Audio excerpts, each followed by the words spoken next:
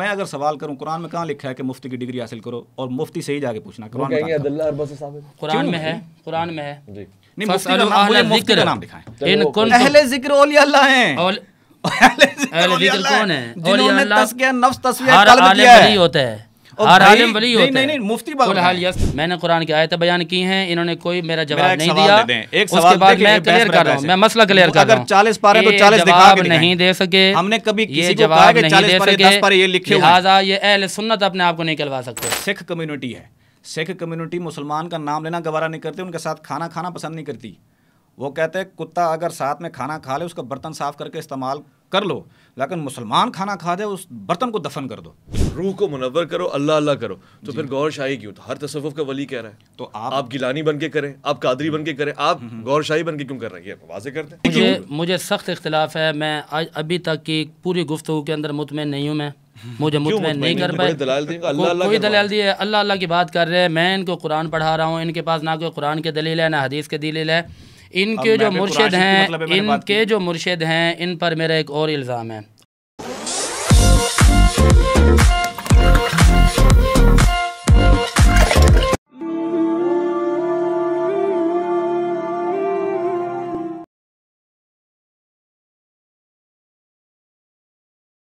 سلامتی ہے ان آنکھوں پہ جو ہدایت پہ نظریں جمائے بیٹھی ہیں، ان کانوں پہ جو ذکر خیر کے منتظر رہتے ہیں، اور ان قدموں پہ جو ہدایت کی راہ پہ گامزن ہیں۔ السلام علیکم ورحمۃ اللہ وبرکاتہ۔ تمام تعریفیں خدائے بزرگ و برتر کے لیے جو وحد لا شریک ہے، نہ کوئی ثانی نہ کوئی ہمسر۔ درود لا محدود محبوب رب الودود، راحت العاشقین، مراد المشتاقین، حضرت محمد مصطفیٰ، آپ کی آل پاک، آپ کے جانثار انصار اور اصحاب پر زنمن۔ آپ دیکھ رہے ہیں میں اور مولانا۔ ہمارے پاس آپ کی درخواست، سوالات اور خواہشات آتی رہتی ہیں، جن میں سے مختلف چیزوں کا ذکر آپ کرتے ہیں اور کہتے ہیں کہ اس کے اوپر پروگرامز کریں۔ کامنٹس کو بھی بطور خاص پڑھتے ہوتے ہیں۔ گزشتہ ایک دور سے آپ نے اس حوالے سے ہم سے پوچھا اور آپ نے کہا کہ یہ جو نئے نئے فتنے ہیں ان کو ذرا اسٹڈی کریں، ان فتنوں کی سرکوبی کریں، اور کچھ چیزیں گمراہی کی طرف لے کے جاتی ہیں، ان گمراہ چیزوں کو آپ بے نقاب کریں۔ ہو سکتا ہے کہ ان کے پاس کوئی دلیل ہو، اس کو سنیں، ان کے نمائندگان کو آپ دعوت دیں، اور ہو سکتا ہے کہ اس معاملے میں وہ اپنی کوئی توجیحات، تعویلات پیش کر سکیں۔ ایک ایسا ہی مسئلہ جو آپ نے ہی ہمارے سامنے رکھا وہ ہے جناب ریاض احمد گوہر شاہی کے حوالے سے۔ یہ صاحب کون ہیں؟ ان کے کیا عقائد ہیں؟ کیا یہ موجودہ دور کے فتنوں میں سے ایک فتنہ ہے؟ اور کیا ان کے ماننے والے گمراہ لوگ دنیا کو اپنے طور سے گمراہ کرنے کے اوپر گامزن ہیں، یا اس کے علاوہ کوئی بات ہے؟ اس فتنے کی سرکوبی ہو تو کیسے ہو، اور اگر اس کا مقابلہ ہو تو وہ کیسے ہو، یہ بھی میں آپ کے سامنے رکھوں، اور پھر وہ میرے الفاظ کیوں ہوں، یقیناً وہ ان کے نمائندگان کے الفاظ ہوں، اور پھر اسی سوچ کو یا تو ایکسیپٹ کرنے کے لیے یا ریجیکٹ کرنے کے لیے ایک دوسرا عالم دین بھی ہونا چاہیے، تاکہ ہم اس کی کورس اسٹڈی کر سکیں، سمجھ سکیں، اور بے وجہ ہم کسی کے خلاف کوئی کام نہ کریں، اور جب چیزیں سامنے آ جائیں تو پھر اس کو پوری طور سے کریں۔ میں آج کے اس پروگرام میں گوہر شاہی صاحب کے حوالے سے پروگرام کرنا چاہتا ہوں، اور میری خواہش ہے کہ ان کے ماننے والوں کو پراپر ایسس کریں کون سی جگہ پہ کہاں غلط ہے، اور ہمارے پلیٹ فارم سے اگر ان کے لیے رائے ہدایت بن سکتی ہے تو ان کو دعوت ہدایت دیں گے۔ ہمارے آج کے مہمان ہوں گے، پروگرام میں تشریف لائے ہیں، بہت ہی اچھی گفتگو فرماتے ہیں سادگی کے ساتھ اور بڑے اچھے حوالہ جات کے ساتھ۔ میں خوش آمدید کہتا ہوں ایڈوکیٹ زہیب حفیظ صاحب کو۔ السلام علیکم۔ وعلیکم السلام جی، خیریت سے؟ کرم۔ اسی طرح آج کے ہمارے دوسرے مہمان کو، اور بہت ہی پیارے مہمان کو خوش آمدید کہوں گا۔ علم میں، مطالعے میں، کتاب میں، غوطہ زنی میں ان کا بہت کم ثانی نظر آیا ہے، بہت اچھی تدریس کے سلسلے سے جڑے ہوئے ہیں، خطابت ہو، فصاحت ہو، بلاغت ہو۔ میں آج کے اس پروگرام میں خوش آمدید کرنا چاہتا ہوں مفتی زاہد اسلم کو۔ السلام علیکم ورحمۃ اللہ۔ وعلیکم السلام ورحمۃ اللہ۔ ایڈوکیٹ صاحب، یہ جو مسئلہ ہے ریاض احمد گوہر شاہی صاحب کا، آپ ان کے ماننے والے ہیں، مریدوں میں سے ہیں، عدالتوں میں بھی آپ کیس لڑتے رہتے ہیں اس سلسلے میں۔ یہ گمراہ لوگوں میں سے ایک گمراہ ہیں، آپ کون ہیں؟ ذرا اپنا خود تعارف کروائیں، اور کس شجرے سے، قبیلے سے تعلق ہے؟ مسئلہ یہ ہے کہ میں تھوڑا سا شارٹ انٹروڈکشن دے دوں کہ حضرت کا جو مکتبہ فکر ہے وہ ہے سنی، اور جو فقہ ہے وہ حنفی۔ اچھا، آپ کے مریدین کا بھی میجورٹی جو ہے نا وہ حنفی ہے، میجورٹی، یعنی کہ شادی ہو گئی یا دیگر جو اسلامک پرسنل لا جو ہے نا اس کے اوپر جو امپلیمنٹیشن ہوتی ہے فقہ حنفی ہے۔ اچھا، جو روحانی سلسلہ ہے وہ قادری، پیران پیر حضور غوث پاک سے منسوب ہے، غیر شریف کا پروگرام کرنا، محفل میلاد وغیرہ کرنا۔ اچھا، ختم نبوت پر کامل اکمل مکمل یقین ہے، نو کمپرومائز. حضور پرسن کے بعد جو بھی اس کا نبوت کا دعویٰ کرے، نبی پاک صلی اللہ علیہ وآلہ وسلم کے بعد کوئی نبوت کا دعویٰ کرے یا کوئی اس کے پیروکار بھی ہوں، تو حضرت کی نگاہ میں دونوں ہی کافر ہیں. اچھا، اب اس کے صوفیاء کی جو تعلیمات کو پھیلانے کے لیے آپ نے آرگنائزیشن بنائی جس کا نام تھا انجمن سرفروشان اسلام. یہ 82 میں رجسٹر ہوئی اور آج تک یہ چل رہی ہے. اس کا رینیول بھی 2026 تک ہے، کیونکہ ہر سال رینیول ہوتی ہے، لیکن اس سال 3 سال کا رینیول ہے. یہ 2026 تک رجسٹرڈ آرگنائزیشن ہے جو کہ 42 سال سے تقریباً یہ صوفیاء کا کام کر رہی ہے. اچھا، ان کا جو مین فوکس ہے جو وہ علم باطن کے اوپر ہے. آپ نے علم ظاہر کو چھیڑا بھی نہیں ہے، علم باطن کی تشریح کی ہے.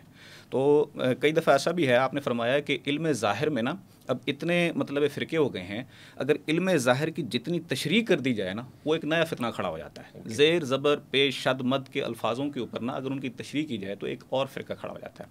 انہوں نے باطن کی تشریح کی ہے. ایک باطنی علم ہے. باطنی علم کیا ہے؟ وہ قلب کا علم ہے. باطنی علم کیا ہے؟ روح کا علم ہے. باطنی علم کیا ہے؟ نفس کا علم ہے. یعنی نفس امارہ کیا ہے، لوامہ کیا ہے، ملہمہ کیا ہے، مطمئنہ کے جو قرآن شریف میں ہمیں مطلب اس کے ریفرنس ملتے ہیں. حضرت گوہر شاہی کی جو تعلیمات ہیں وہ بیسڈ ہیں باطن کے اوپر کہ حضرت انسان جو ہے اپنا تزکیہ نفس کیسے کرتا ہے اور تصفیہ قلب کیسے کر سکتا ہے. اپنے قلب صنوبری جو ہے، قلب صنوبری سے قلب سلیم، قلب منیب، قلب شہید کے درجے تک لے کر کس طرح جا سکتا ہے اور خدا سے محبت کس طرح کر سکتا ہے، قلب کا تعلق رب سے کس طرح جوڑ سکتا ہے. تزکیہ نفس کر کے نفس امارہ سے جان چھڑوا کے نفس ملہمہ اور نفس مطمئنہ کر کے آقا دو جہاں محمد مصطفیٰ صلی اللہ علیہ وسلم کا دیدار کس طرح کر سکتا ہے. یہ تمام جو تعلیمات ہیں یہ بیسڈ ہیں روحانیت کے اوپر، اسپرچویلٹی کے اوپر، علم باطن کے اوپر. اور یہ علم باطن صرف آج نہیں، یہ پہلے سے چلا آ رہا ہے. اس کے اشارے ہمیں پہلے سے قرآن شریف سے بھی ملتے ہیں. اور پھر آپ دیکھیں پیران پیر حضور غوث پاک رحمۃ اللہ علیہ، آپ نے بھی باطن کے اوپر، تزکیہ نفس کے اوپر، تصفیہ قلب کے اوپر آپ نے فوکس کیا. پھر آ جاتے ہیں حضرت سخی سلطان باہو رحمۃ اللہ علیہ. وہی تعلیمات ہیں، وہی چیزیں ہیں، وہی وظائف ہیں، وہی اذکار ہے، وہی ذکر ہے. اور اس کے بعد آ جاتے ہیں فقیر نور محمد کلاشوی رحمۃ اللہ علیہ، حضرت علامہ محمد اقبال رحمۃ اللہ علیہ. ان سب نے اپنے اپنے الفاظوں میں اس علم روحانیت، علم باطن کو آپ نے پیش کیا ہے. تو ان میں سے ایک ہستی جو ہے وہ حضرت سید ریاض احمد گوہر شاہی ہے. یہ آپ کا مقدمہ ہے جو آپ نے پیش فرمایا. جی جی ٹھیک ہو گیا. مجھ سے ایسا ہی ہے کہ یہ سلسلہ تصوف اہل سنت، یعنی مجھے یہ نظر آ رہا ہے کہ اہل سنت کو مزید اگر ڈیفائن کروں تو بریلوی ہوئے یہ لوگ، یہ تصوف کے ماننے والے ہوئے. ایسے ہی آپ ان کو ایسے ہی دیکھیں گے؟ بسم اللہ الرحمن الرحیم. ومن يبتغي غیر الاسلام دینا فلن يقبل منه وهو في الآخرة من الخاسرین. قال اللہ تبارک وتعالی فی الکلام المجید وفی مقام آخر ان الدین عند اللہ الاسلام. صدق اللہ العظیم. سب سے پہلے تو میں آپ کو مبارک دوں گا، آج کا جو انتخاب ہے اچھا انتخاب ہے، اور ہمارے معاشرے کو اس طرح کے موضوعات کی بڑی اشد ضرورت ہے. میں ابتداً چند باتیں کلیئر کروانا چاہوں گا تاکہ بات کو آگے بڑھایا جا سکے. میری سب سے پہلی بات تو یہ تھی کہ اپنے عقیدے کو واضح کریں. تو انہوں نے اپنے عقائد میں سے چند چیندہ باتوں پر گفتگو کی. اس کے بعد میری دوسری گزارش یہ ہے کہ ان کے جو پیر و مرشد ہیں پیر ریاض صاحب، ان کے حوالے سے یہ ذرا کلیئر کر دیں کہ ان کو پیر کے بعد کس چیز کا درجہ دیتے ہیں. آیا کہ ان کو یہ صوفی مانتے ہیں یا ان کو اجتہاد یا مجتہد کا درجہ دیتے ہیں. اور اس کے بعد اس مسئلے کو کلیئر کریں گے کہ قرآن کے منکر یا قرآن اور حدیث کے مخالف کے بارے میں ان کا کیا نظریہ ہے. اور اس کے بعد ایک یہ مسئلہ کلیئر کریں گے کہ اگر کوئی ختم نبوت پر ڈاکہ ڈالے اور داعی نبوت بن جائے تو اس کے بارے میں ان کا کیا نقطہ نظر ہے. اور پھر یہ نقطہ نظر واضح کریں گے کہ آیا کہ تصوف شریعت سے ہٹ کر ہے یا تصوف اور طریقت اور فقہ اور شریعت کا ایک ہی راستہ ہے. یہ باتیں کلیئر کریں گے تو انشاءاللہ آگے چلیں گے. اور یہ بھی ذرا واضح کر دیں کہ ان کا عقیدہ کیا ہے. ٹھیک ہے، بہت اچھے. مصعب نے آپ کے سامنے سوالات خود ہی رکھ دیے کہ پیر ہیں، مجتہد ہیں، کیا ہیں، عقیدہ کیا ہے، ذرا اور وضاحت کے ساتھ بیان کریں. دیکھیں جو فیض یاب ہوئے ہیں جو بھی، وہ ان کو مرشد مانتے ہیں. ٹھیک ہے. اور دوسری بات یہ ہے کہ حضرت گوہر شاہ نے کبھی بھی بیعت نہیں کی. اچھا، دست بیعت نہیں کی، صرف فیض دیا ہے اور فرمایا ہے کہ جس کا دل اللہ اللہ کرنے لگ جائے وہ حضور غوث الاعظم جیلانی رحمۃ اللہ علیہ کے داخلی مریدین میں شامل ہو جاتا ہے. یعنی کہ جو حضور غوث پاک کے ظاہری دور میں جو ان کا دست بیت ہوا وہ ان کا اصلی مرید ہے. جو کسی بھی وسیلے سے ذکر قلب تک پہنچ جاتا ہے وہ ان کے داخلی مریدین میں شامل ہو جاتا ہے. تو وہ خود بیت نہیں فرماتے بلکہ فیض دیتے ہیں اور فرماتے ہیں جس کا دل اللہ اللہ کرنے لگ جائے وہ حضور غوث پاک کا سایہ اس کے اوپر ہوتا ہے. ہمیں بیت کرنے کی ضرورت نہیں ہے. دوسری بات یہ ہے کہ ارکان اسلام کو ماننے والے ہیں, توحید کو ماننے والے ہیں, رسالت کو ماننے والے ہیں. رسالت کا پہلے میں نے آگاہ کر دیا ہے کہ ختم نبوت پر کوئی کمپرومائز نہیں ہو سکتا. اور نبی پاک کی شان کے بارے میں ان کے فرمودات ہیں, جہاں تمام کائنات کا سر جھک جائے وہاں سے مقام مصطفیٰ صلی اللہ علیہ وآلہ وسلم کا آغاز ہوتا ہے. جب نبی پاک کی بات کر رہے ہوں تو کسی اور کی طرف اشارہ بھی نہ کریں. پھر حضور کی ذات ورا الورا ہے, عشق رسول. اور اچھا دوسری بات یہ ہے کہ جو بیسڈ جو اسپرچویلٹی ہے جو مطلب ڈیپینڈ کرتی ہے وہ دو ناموں کے اوپر ڈیپینڈ کرتی ہے. دو ناموں کی مطلب تبلیغ ہے, دو ناموں کا فیض ہے. کیا؟ اس میں اللہ اور اس میں محمد صلی اللہ علیہ وسلم. اور یہی تعلیم حضرت سخی سلطان بہو رحمۃ اللہ علیہ کی ہے کہ قلب کے اوپر تصور کریں اس میں اللہ اور اسی کی پریکٹس کریں. دل کی دھڑکنوں میں ایک ٹک کے ساتھ اللہ دوسرے ٹک کے ساتھ ہو. اور اگر اس سے جلالیت پیدا ہو یا مخلوق سے وحشت پیدا ہو یا غصہ آئے یا خشکی محسوس ہو کیونکہ جلالی ذکر ہے تو ساتھ میں اس میں محمد صلی اللہ علیہ وسلم. تو آپ ساتھ میں دروشی پڑھیں, پورے سینے پر تصور اس میں محمد صلی اللہ علیہ وسلم کرتے ہوئے آپ دروشی پڑھیں گے. یہ بیسڈ دو ناموں کے اوپر ہے, اس میں اللہ اور اس میں محمد صلی اللہ علیہ وسلم. اس کے بعد جتنے بھی اذکار ہیں وہ ذکر اللہ کے ہیں, اس میں صفاتی نام ہیں, یا رحمان, یا کریم, یا ودود, یا دوسرے جو اذکار ہیں یا حیو یا قیوم. یہ یعنی کہ سارے اللہ تعالیٰ کے نام کا اذکار ہیں. اچھا دوسری بات ہے قرآن پاک کی انہوں نے فرمائی. دیکھیں قرآن پاک کا منکر تو کافر ہی ہے. قرآن سے تو مطلب کوئی منحرف ہو ہی نہیں سکتا. صحیح. دوسری بات یہ ختم نبوت پہ میں آلریڈی کر چکا ہوں, ارکان اسلام پہ میں آلریڈی یہ بات چیت کر چکا ہوں. صوفیاء کا جو طریقہ ہے وہ روح کے اوپر بیسڈ ہے, روحانیت کی تعلیم ہے, یہ بھی گوشے گزار جناب کر چکا ہوں. ہاں اگر کوئی کنفیوژن ہے نا بیسکلی فلاں نے کا کسی نے کہا, ہم اس کے ذمہ دار نہیں ہیں. We are not responsible.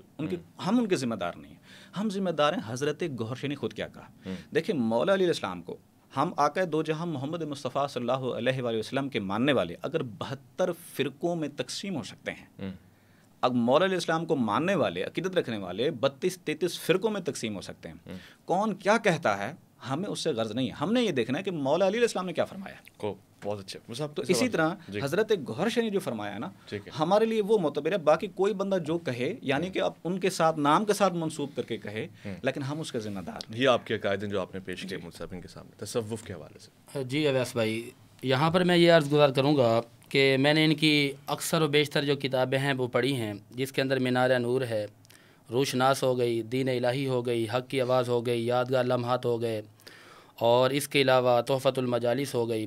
ان کے اندر ایسی عبارات ہیں جن عبارات مجھے بہت سخت تشویش ہے. اچھا جی. اور وہ عبارات کسی کی طرف منسوب نہیں ہیں, باقاعدہ ان کے پیر و مرشد نے خود لکھی ہیں وہ کتابیں. اور سب سے پہلی بات میں ان کی کتاب لکھی ہوئی ہے روشناس. اس کے صفحہ نمبر 4, 5, 6, 8, 9, 10. اچھا. اس کا میں نے مطالعہ کیا ہے. یہاں پر ایک تو انہوں نے اللہ تبارک و تعالیٰ کے حوالے سے یہ بات کی کہ اللہ کو خیال آیا, اللہ کو خیال آیا. اور دوسرے نمبر پر بات یہ کی کہ جناب آدم علیہ السلام کے حوالے سے کہ ان کے نفس نے شرارت کی اور اس شرارت نفس کی بنا پر ان کو عالم ناسوت کی طرف پھینکا گیا. اور اس کے بعد صفحہ 8 پر یہ بات لکھی گئی ہے کہ آدم علیہ السلام نے جب دیکھا ان کے سامنے ارواحیں تھیں تو انہوں نے پوچھا کہ یہ چمکتی روح کیا ہے. تو جواب یہ دیا گیا کہ یہ آپ کی اولاد میں سے ہیں اور یہ محمد عربی ہیں. تو پھر انہوں نے ایک لفظ استعمال کیا وہاں پر کہ ان کو نفس نے اکسایا اور پھر ان کے دل میں یہ خیال آئی کہ یہ کیسے ہو سکتا ہے کہ میری ہی اولاد ہو اور مجھ سے بڑھ جائے. تو پھر آگے اس طرح کی عبارت ملتی ہے کہ ان کی اسی وجہ سے ان کو دوبارہ سزا دی گئی. جبکہ اہل سنت والجماعت احناف بریلوی ہمارا قرآن ہے, ادلہ اربع کو ماننے والے ہیں, احادیث ہیں, کتاب اللہ, سنت, اجماع اور اس کے بعد قیاس کا درجہ ہے, اور 1450 سال تقریباً ہونے کو ہیں. اس دورانیے میں اس طرح کا نظریہ یا اس طرح کا ترجمہ یا اس طرح کا تصور تخیل ہم نے نہیں دیکھا. پہلے ان کو کلیئر کر دیں، پھر اس کے بعد. یہ جو صفحات ماشاءاللہ مفتی صاحب پڑھ کر آئے ہیں آپ کی کتاب کے، یہ تو ماشاءاللہ وہ سوالات زیادہ ہیں، ایک ایک اگر مطلب کریں نا تو میں بہتر انداز میں جواب. نہیں، پہلی کتاب کے انہوں نے 4-5 پیج آپ کو بتا دی، حضرت آدم علیہ السلام کے حوالے سے گستاخی بتا دی، اللہ کو خیال آنا، اس طرح کے جملے، یہ سب چیزیں کیا ہیں؟ سلطان العاشقین، سلطان العارفین حضرت سخی سلطان باہو رحمۃ اللہ علیہ نے اس کی خود تشریح کی ہے. سب سے پہلے یہ بات حضرت سخی سلطان باہو رحمۃ اللہ نے فرمائی ہے. اچھا. رسالہ روحی شریف میں آپ فرماتے ہیں اللہ خود عاشق، خود معشوق، خود عشق تھا، سب چیز خود تھا. اس نے چاہا کہ میں دیکھوں میں کیسا ہوں. جب اس نے چاہا تو سامنے عکس پڑا، تو جب وہ عکس پڑا، وہ عکس کا عاشق، اور اس عکس میں جان تھی. اور وہ عکس جو تھا، جیسے ہمارا عکس ہے، اس میں یہ تو ہمارا محتاج ہے، لیکن وہ خدا کا عکس تھا، وہ حرکت کرنے لگا، وہ عکس اس کا عاشق ہوا. اور وہ جو عکس تھا وہ آقا دو جہاں محمد مصطفیٰ صلی اللہ علیہ وسلم کی روح مبارک تھی. تو یہ بات جو ہے یہ تو حضرت سخی سلطان بن رسالہ روحی شریف میں فرمائی ہے. دیکھیں ہمارے لیے جو حجت، جو دلیل ہے سلطان عارفین، میں نے کہا کہ ادلہ اربع 4 ہیں، کتاب اللہ، سنت رسول، اجماع امت اور قیاس. اس میں آپ نے یہ مسئلہ کلیئر کرنا ہے کہ اللہ کو خیال آیا. یہ لفظ خیال، اللہ کے بارے میں خیال رکھنا، یہ کون سا عقیدہ ہے؟ دیکھیں میں آپ کو عرض کر چکا ہوں، حضرت سخی سلطان رحمۃ اللہ فرماتے ہیں یہی بات. ادلہ اربع کون کون سے ہیں یہ بتائیں. دیکھیں میں حضرت سخی سلطان رحمۃ اللہ کی بات کر رہا ہوں، میں حضرت غورشی کی بات نہیں کر رہا. یہ بات حضرت سخی سلطان رحمۃ اللہ نے فرمائی. میں یہ پوچھ رہا ہوں کہ آپ کا جو دائرہ کار ہے، آپ کے جو معاملات ہیں، ادلہ ہیں، آپ جو دلائل بناتے ہیں، دلائل لیتے ہیں، اصول شرع کون کون سے ہیں؟ دیکھیں قرآن اور سنت ہے، تو آپ قرآن و سنت سے جواب دیں. اگر قرآن و سنت سے نہیں ملتا تو پھر آپ جائے اجماع کی طرف، سلطان عارفین کی طرف اور قیاس کی طرف چلے جائیں. اس میں میں ایک عرض کروں، دیکھیں میں نے علم جو ہے نا، علم کا ایک درجہ نہیں ہے، علم کے 7 درجے ہیں. ایک شریعت ہے، طریقت ہے، حقیقت ہے، معرفت ہے، فنا، بقا، لقا. اسی طرح مولانا جلال الدین رومی فرماتے ہیں کہ قرآن شریف جو ہے نا، اس کے بھی 7 باطن ہیں. ایک ظاہر ہے، پھر اس کا باطن ہے، پھر اس کا باطن ہے، پھر اس کا باطن ہے. کسی ولی کو 5 باطن سے زیادہ نہیں دیا جاتا، لیکن مولا علیہ السلام وہ واحد ہستی ہیں جن کو 7 کے 7 باطن عطا کیے گئے ہیں. اب جو بات مقام فقر کی ہے نا، آپ اس کو اس کے نیچے اس کو شریعت کی زد نہیں لگا سکتے. وہ اسی کے لیے ہوتی ہے جو وہ بات کہہ رہا ہوتا ہے اور جس لیول پہ جا کے وہ بات کر رہا ہوتا ہے. اب اگر حضرت سخی سلطان رحمۃ اللہ کتابیں اٹھا کے دیکھیں، آپ کو تو سارے اعتراضات لگیں گے، لیکن وہ باتیں ہیں فنا، بقا، لقا کی. اسی طرح آپ یہ نور الہدا ہے، آپ حضرت علامہ محمد اقبال رحمۃ اللہ علیہ کی تصانیف اٹھا کے دیکھیں. آپ نے فرمایا کہ اللہ کا دست بازو بن، خدائے لم یزل کا دست قدرت تو زبان تو ہے، یقین پیدا کرے. تو بھائی اللہ کا دست قدرت کیسے بنے گا؟ کس طرح قرآن کہہ رہا ہے نا کہ وہ مومن جو ہیں وہ اللہ کے ہاتھ پاؤں بن جاتے ہیں، اس کی جو دلیل قرآن میں موجود ہے. اب کس طرح بنتے ہیں، کس طرح بنے گا؟ جو اللہ کی راہ میں کام کریں اور اس کی اسی طرح علامہ اقبال کے اور بھی کافی مطلب اشعار ہیں جو مطلب ایک نظم ہے کہ تنہائی فارسی میں ہے اور اس کو مطلب پڑھی بھی گئی ہے. اب وہ ہے فنا بقا کی، وہ معرفت کی باتیں ہیں. جب انہوں نے کہا کہ میں ان تمام جہانوں سے گیا ہوں، میں کہکشاں کے پاس گیا ہوں، میں چاند کے پاس گیا ہوں، میں فرشتوں کے پاس گیا ہوں، کہ میرے جیسا دل رکھتے ہو، تو سب خاموش ہوئے.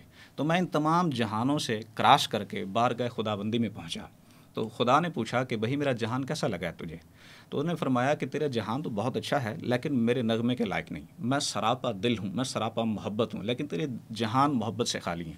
آگے ریاکشن میں لکھے تبسم بلب اور رسید ہیش نہ گفت، اس کے ہونٹوں پہ مسکراہٹ آ گئی، اس نے کچھ نہ کہا. اب یہ وہ باتیں ہوتی ہیں جو کہ معرفت کے لیے ہوتی ہیں، ان کو شریعت کی قید نہیں لگ سکتی. وہ فنا بقا لقا کے ہوتے ہیں. ایک امریکہ کا قانون ہے اور ایک قانون ہے پاکستان کا. پاکستان کا امریکہ پہ لاگو نہیں، امریکہ کا پاکستان پہ لاگو نہیں. ہر ایک کی اپنی اپنی ڈومین ہے، لیکن جس لیول پہ جا کے وہ بات ہو رہی ہوتی ہے وہ اس لیول اور اس کے مطابق ہوتی ہے. جناب پہلی بات تو یہ ہے کہ دیکھیں اگر تصوف کی طرح گئے ہیں تو میں تصوف کے بارے میں بتا دیتا ہوں، تھوڑا مسئلہ آپ کے لیے بھی آسانی کر دیتا ہوں. دیکھیں اگر تصوف کو سمجھنا ہے، لفظ صوفی کو سمجھنا ہے، تو ایک کتاب ہے غیاث اللغات، اس کے صفحہ 113 دیکھیں، اور اس کے بعد عوارف المعارف، اس کا باب نمبر 6 صفحہ نمبر 200 202 203 204 دیکھیں. اور اس کے علاوہ تاج العروض دیکھیں، اور اس کے علاوہ جو ہے الفقہ المجالس کتاب ہے، اس کو دیکھیں. اس کے اندر جو صوفی کے بارے میں لکھا گیا ہے نا کہ تصوف شریعت سے کبھی بھی الگ نہیں ہوتا، اور طریقت کو دیکھا جائے، تصوف کو دیکھا جائے، یا آپ اس کے علاوہ کوئی بھی نام لے لیں، اگر جو چیز آپ کی شریعت سے ٹکراتی ہے وہ کوئی چیز معنی نہیں رکھتی، لہذا تصوف کے اندر جتنی بھی راہیں ہموار ہوتی ہیں، جتنی بھی راہیں نکلتی ہیں، وہ در حقیقت ہمارے اہل سنت احناف فاضل بریلوی رحمۃ اللہ تعالی علیہ کے جو چاہنے والے ہیں، جو قادری کہلوانے والے ہیں، ان کے سلسلے میں، ان کے مسلک کے اندر یہ بات ہے کہ جو تصوف ہے وہ اس سے طریقت سے یا شریعت سے جدا نہیں ہے۔ اس پر میں آپ کو ایک فتویٰ دے دیتا ہوں۔ اعلیٰ حضرت رحمۃ اللہ تعالی علیہ آپ فتاوی رضویہ جلد نمبر 21 صفحہ نمبر 528 اور 530 پہ لکھتے ہیں کہ من تصوف ولم یتفقہ فقط تفسق، اور آگے لکھتے ہیں ومن تفقہ ولم یتصوف فقط تزندق، اور فرماتے ہیں کہ ومن جمع بینہما فقط تحققا، اور لکھتے ہیں کہ اگر کوئی بندہ یہ دعویٰ کرے کہ میں تو تصوف جانتا ہوں اور شریعت کی راہوں پر نہ جائے تو فرمایا وہ فاسق ہے، اور اس کے علاوہ اگر کوئی بندہ یہ کہے کہ میں صرف شریعت کو جانتا ہوں، میں تصوف کو نہیں مانتا، فرمایا وہ بھی فاسق ہے، اور فرمایا کامل وہی ہوگا کہ جو ان دونوں کو جمع کر لے گا، یعنی تصوف کو، شریعت کو، اور ان ساری چیزوں کو لے کر جب چلے گا تو وہ بندہ بنے گا کامیاب۔ اور میں نے پہلے سوال کیا کہ آپ کے پیر و مرشد کی عبارت ایسی ہیں جن پر مجھے سخت اختلافات ہیں، اور عوام بھی چاہتی ہے کہ ان اختلافات کو دور کیا جائے، کیونکہ آپ نے یا ہم نے عوامی سطح پر جا کے بات کرنی ہے، اور عوام کی سطح یہ ہے کہ اگر آپ یہ کہتے ہیں کہ فقر الگ چیز ہے تو اس فقر والی فقر کے زمرے میں آ کر یا تصوف کے آڑ میں آ کر بندہ اس طرح کی عبارتیں لکھ دے جو کہ کسی بھی ہستی کے لیے، کسی بھی شخصیت کے لیے نامناسب ہوتی ہیں۔ اس کی سب سے پہلی مثال میں نے روشناس کے حوالہ دیا، اس کے صفحہ 8 دیکھیں، 7 دیکھیں، یہاں پر جناب آدم علیہ السلام کے بارے میں یہ آیت ہے کہ نفس نے شرارت کی، جبکہ قرآن کریم کے اندر، احادیث کے اندر کہیں پر بھی ایسا جملہ استعمال نہیں ہوا کہ جہاں پر ان کے نفس کی طرف یہ شرارت کو منسوب کیا گیا ہو۔ وہ تو جناب انبیاء کے بھی والد گرامی ہیں، جب بات آتی ہے تو رب فرماتا ہے فَأَزَلَّهُمَا الشَّيْطَانُ، جب کہیں پر بات آتی ہے رب فرماتا ہے وَقَاسَمَهُمَا، یعنی کہ آدم علیہ السلام کے بعد پر شیطان آتا ہے تو شیطان نے آ کر کوشش کی، فَأَزَلَّ یعنی اس نے پھسلانا چاہا، اس نے کوشش کی، لیکن وہ اس کی بات میں نہیں آئے۔ اب قرآن یہ کہتا ہے کہ پھر آدم علیہ السلام نے کس کی بات مانی؟ تو قرآن کہتا ہے وَقَاسَمَهُمَا إِنِّي لَكُمَا لَمِنَ النَّاصِحِينَ، کہ اس نے آ کر قسم کھی کہ میں اللہ کی قسم کھا کر کہتا ہوں کہ میں تمہارا خیر خواہ ہوں، اور جناب آدم علیہ السلام نے یہاں پر اللہ کے پاک نام کی عزت کی، تو پھر انہوں نے یہ سوچا کہ سب سے پہلا قسم کھانے والا وہی بدبخت تھا جس نے جھوٹی قسم کھائی، اور آپ اس سے پہلے تو کوئی ایسا تجربہ ہوا نہیں تھا کہ رب کے بارے میں بھی کوئی اس طرح جھوٹ بول سکتا ہے یا قسم کھا سکتا ہے۔ تو پھر وہاں پر قرآن نے فاض اللہ کا لفظ استعمال کیا، قاسمہما کا لفظ استعمال کیا، اور پھر شجرۃ الخلد کی جو بات آئی تو اس نے یہاں پر بھی جھوٹ بولا کہ جناب علی یہ جو درخت ہے، درخت کی بات ٹھیک ہے لیکن آپ کو اللہ نے اس درخت سے منع نہیں کیا، کہنے لگا یہ تو شجرۃ خلد ہے۔ تو یعنی قرآن کا محتاط انداز ہے انبیاء کے بارے میں۔ قرآن کریم کے اندر اللہ رب العالمین نے جو فرامین نازل فرمائے ہیں، آپ اگر ذرا دیکھیں سورہ آل عمران ہے، اس میں آیا ان اللہ اصطفیٰ آدم و نوحا وآل ابراہیم علی العالمین، اور اسی طرح 14ویں پارے کی آیت نمبر 39-40 ہے الا عبادک منہم المخلصین، کہ شیطان نے کہا کہ لاغوینہم اجمعین، کہ میں تو سب کو سرکش کر دوں گا، اگر جنت میں نہیں رہا تو میں جانے کسی کو نہیں دوں گا۔ تو شیطان یہاں پر کہتے ہیں اپنی معذوری کا اعلان کر رہے، کہتے ہیں کہ مگر تیرے جو مخلص بندے ہیں نا ان پر میرا بہکاوا یا میری شرارت یا میرا حملہ نہیں ہوگا۔ اور اسی طرح 23ویں پارے کے اندر بھی یہ بات موجود ہے کہ اللہ نے فرمایا فَخْرُجْ مِنْهَا فَإِنَّكَ رَجِيمٌ وَإِنَّ عَلَيْكَ اللَّعْنَةَ إِلَىٰ يَوْمِ الدِّينِ، تو وہ پھر کہتے ہیں کہ مجھے مہلت چاہیے۔ تو اس شیطان نے، اس بدبخت نے بھی اس بات کو کلیئر کیا کہ میں تیرے مخلص بندوں پر اپنا داؤ نہیں چلا سکتا۔ اور مخلص بندے کون ہیں؟ پھر قرآن کریم کے اندر آتا ہے کہ مخلص بندے وہ ہیں جن کو اللہ نے چن لیا، وہ جناب آدم علیہ السلام ہیں، اور اسی طرح اللہ تبارک و تعالیٰ کی انبیاء اکرام ہیں۔ یہاں پر میرا سوال یہ بنتا ہے کہ نبی کے بارے میں ایک ایسا کون سا تصوف ہے یا ایسا کون سا تخیل ہے یا ایسی کون سی کتاب ہے، ایسا کون سا قاعدہ لگ گیا کہ جہاں پر اللہ کے نبی کی طرف بات منسوب کر کے آپ شرارت کو لے جائیں۔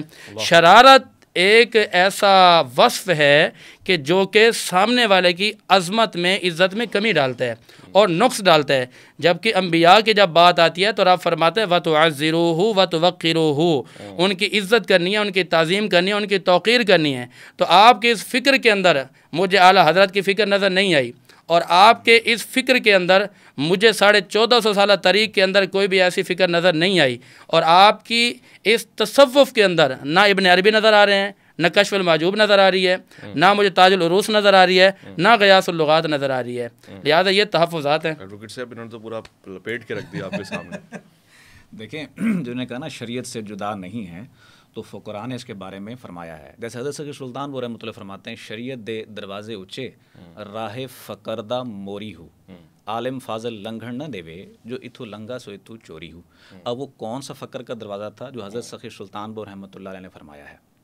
وہ کون سی ایسا راستہ ہے کہ انہوں نے فرمایا شریعت سے علیحدہ ہے؟ شریعت دے دروازے اونچے راہ فقر دا موری ہو، وہ علیحدہ ہے، شریعت کا دروازہ علیحدہ ہے۔ شریعت کا دروازہ جنت تک جاتا ہے، شریعت کا دروازہ جہنم سے خلاصی کا ہے، شریعت کا دروازہ ظاہری عبادت کا ہے، شریعت کا دروازہ عبادت کا ہے، لیکن جو آگے راہیں ہیں وہ محبت کی ہیں، وہ عشق کی ہیں، وہ راہیں جدا ہیں۔ وہ فقر کی لائن جو ہے وہ سیدھا رب کی ذات تک لے کے جاتی ہے۔ اذا اتم الفقر فہو اللہ، حضرت سید سلطان نے بار بار یہ کوٹ کیا ہے، جب فقر کی منازل تمام ہو جاتی ہیں بس وہ اللہ رہ جاتا ہے۔ تو آپ نے شریعت اور فقر کی لائن کو فنا بقا کو بالکل علیحدہ علیحدہ کیا ہے۔ شریعت دے دروازے اونچے، لیکن توہین انبیاء کے زمرے میں وہ کہہ رہے ہیں۔ اچھا میں عرض کر دیتا ہوں اب یہ بات۔ دوسری بات یہ ہے کہ شرارت کا لفظ، تو ابھی میرے پاس وہ کتاب موجود نہیں ہے، باقی کتابیں ہیں، روشناس انہوں نے کہی تو روشناس یہاں پہ اویلیبل نہیں ہے، باقی کتابیں یہاں پہ موجود ہیں۔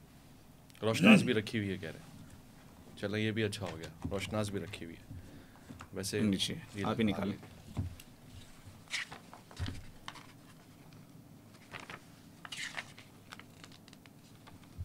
آپ اپنا بیان بھی جاری رکھیں۔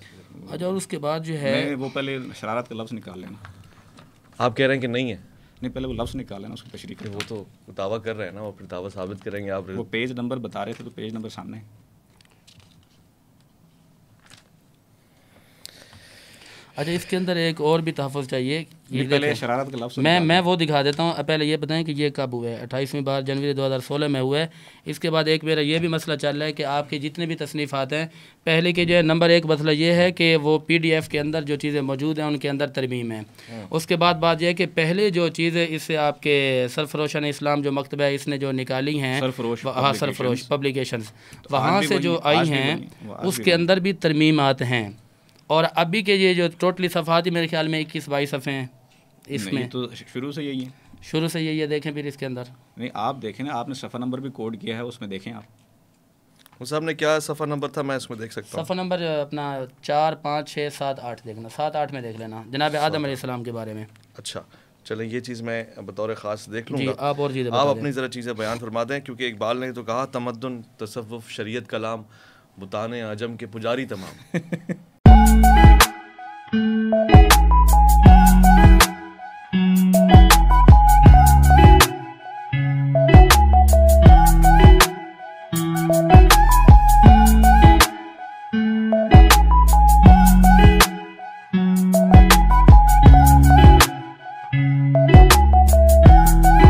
جی تو کتابیں جو ہے وہ کچھ اس میں چینجز ہیں، تحریف ہے، کچھ چیزوں کو گرفت کر کے ہٹا دیا گیا ہے، وہ سب دیکھ رہے ہیں شاید۔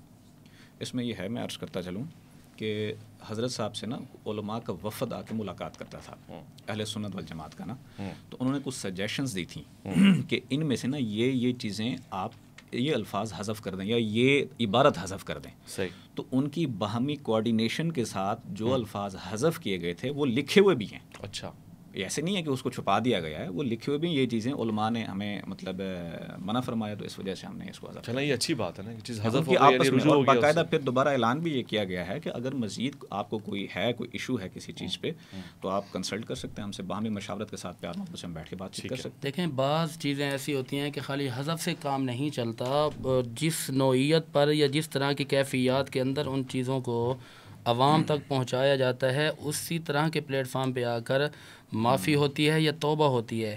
اور یہاں پر وہی جو میں نے باتیں کی ہیں، اس کے صفحہ 48 پہ ہے، یہ آج کل جو روحانی سفر ہے، اس کے اوپر یہ بات لکھی گئی ہے کہ کچھ مسلمان شیخ سنان اور کچھ مرزا غلام احمد کو نبی مانتے ہیں۔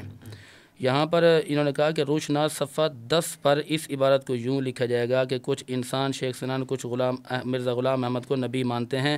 میرا سوال یہ ہے کہ حضرت تو ایک صوفی گزرے ہیں نا، حضرت تصوف میں بڑی مہارت رکھتے ہیں. میں یہ عرض کر رہا ہوں کہ غیر نبی کے بارے میں اس طرح وہ مسلمانوں پر، یعنی کہ وہ تو مسلمان ہی نہیں ہے نا، کہ جو ایک مرزے کو نبی مانتا ہے وہ نبی مانتے ہی دائرہ اسلام سے خارج ہو جائے گا. تو حضرت نے جو یہاں پر یہ بات کی ہے کہ کچھ مسلمان، تو یہاں پر ان سے حذف بھی، تحریف بھی کی گئی، حذف کروایا گیا. بات یہ ہے کہ حضرت نے جو وہاں پر کوئی ویڈیو پیغام جاری کیا ہے یا کوئی آڈیو پیغام جاری کیا ہے، یہ خالی تحریر ہے، اس کے اوپر کوئی دستخط کوئی چیز نظر نہیں آ رہی. عوام تک اس پیغام کی رسائی نہیں ہے. اس مسئلے کو مجھے واضح کریں کہ حضرت سے خطا ہوئی تھی، غلطی ہوئی تھی، انہوں نے کیا کیا تھا، معافی مانگی، کس نوعیت پر مانگی، اور آپ کا اس سے کتنا تعلق ہے، اس بات کو تھوڑا واضح کریں. دیکھیں کہ یہ جو حذف کی بات ہے نا، جو وہ حذف صاحب الفاظ لکھے ہوئے ہیں. اچھا، کچھ مسلمانوں کو بھی غلط فہمی ہے. اب سارے ہدایت پہ تو نہیں ہو سکتے نا کہ آپ کہیں سارے کے سارے ہدایت پہ ہیں. جس کو کچھ غلط فہمی ہے، لیکن مسلمان تو ہے نا، دائرہ اسلام سے خارج تو نہیں ہوتا نا. کسی اور کو بھی تو اتھارٹی نہیں نا کہ دائرہ اسلام سے خارج کرے. یہ اللہ کا اور بندے کا معاملہ ہے، یہ اللہ کا اور رسول اللہ صلی اللہ علیہ وسلم کا معاملہ ہے. لیکن جو بات ہے قادیانیوں کی، قادیانیوں کے بارے میں ہمارا واضح موقف ہے کہ وہ نبی ہونے کا دعویٰ کیا اور اس کے ماننے والے بھی دونوں ہی کافر ہیں. اب یہ سٹیٹمنٹ ایک دفعہ نہیں 1000 دفعہ ہم کر چکے ہیں. یہ حضرت نے خود اپنی ویڈیوز میں بھی کہا ہے کہ ہمارا قادیانی کے اوپر کوئی کمپرومائز نہیں ہے. ہم مطلب اینٹی قادیانی سمجھیں، ہم ختم نبوت پہ کوئی کمپرومائز یا سافٹ کارنر کسی بھی قسم کا نہیں رکھ سکتے ہم.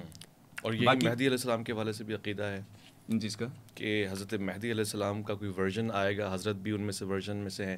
شیخ سلطان باہو نے جو فرمایا کہ جی وہ چوتھا، پانچواں، چھٹا، اس کو بھی ذرا وضاحت کے ساتھ نہیں. اس میں یہ ہے کہ حضرت شیخ سلطان باہو رحمۃ اللہ نے فرمایا کہ بھائی 7 سلطان الفقراء نبی پاک کی امت سے آئیں گے، ٹھیک ہے، اور 7 سلطان الفقراء کا بہت بلند درجہ ہے. تو انہوں نے فرمایا کہ میں اس میں سے 5واں سلطان الفقر ہوں. 2 کائنات میں جب آئیں گے تو جب وہ دنیا سے گزر جائیں گے تو قیامت برپا ہو جائے گی. یہ ان کی برکت سے ہی دنیا قائم ہے. حضرت شیخ سلطان باہو رحمۃ اللہ نے فرمایا. جبکہ حضرت نے فرمایا کہ ان جو روحیں جو حضرت شیخ سلطان باہو رحمۃ اللہ نے فرمائی ہیں ان میں سے ایک روح ہماری ہے. اچھا، وہ روح کیا درجہ رکھتی ہے؟ مہدویت کا درجہ؟ نہیں، سلطان الفقر، سلطان الفقر، فقراء کا سلطان، سلطان الفقر کا درجہ رکھتی ہے. کیا فقراء پر شرعی احکامات لاگو ہوتے ہیں یا نہیں ہوتے؟ ان پر قرآن کریم کے احکامات لاگو ہوں گے کہ نہیں ہوں گے؟ ان کی کوئی گرفت ہے یا نہیں ہے؟ یا ان کو کھلے عام مطلب جو مرضی بول سکتے ہیں؟ اس بات کو ذرا. جو فقراء ہیں، حدیث مبارکہ لسان الفقراء سیف الرحمان، جو فقراء ہیں وہ رحمان کی تلوار ہے. جو ان کی زبان سے جو چیز نکلتی ہے وہ قرآن و حدیث کے منافی نہیں ہو سکتی. تو اس کی تشریح تو ہو سکتی ہے. جیسے اب حضرت شیخ سلطان باہو رحمۃ اللہ علیہ، بظاہر آپ کسی مدرسے میں نہیں گئے، کسی مکتبہ فکر میں آپ نہیں پڑھے، آپ نے 40 سے زیادہ کتابیں تصنیف تحریر فرمائی ہیں. کون سے مدرسے میں پڑھے ہیں کہ 40 کتابیں لکھی ہیں؟ اور قرآن شریف کی جو آیتوں کی تشریح مطلب انہوں نے فرمائی ہے حضرت شیخ سلطان باہو رحمۃ اللہ علیہ، میں بہت لائک کرتا ہوں. ایسی تشریح کسی اور کی اس قرآن شریف کی آیتوں کی نہیں ہے.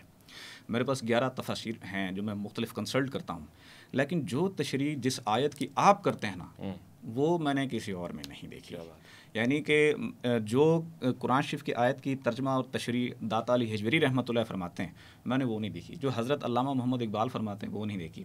مثال کے طور پہ ایک انہوں نے قرآن شریف کی ایک آیت کوٹ کی، اللہ ولی الذین یؤمنون من الظلمات الی النور. اچھا، اللہ دوست ہے مومنین کا، انہیں اس تاریخی جہان سے نکال کے نوری جہانوں میں منتقل کر دیتا ہے.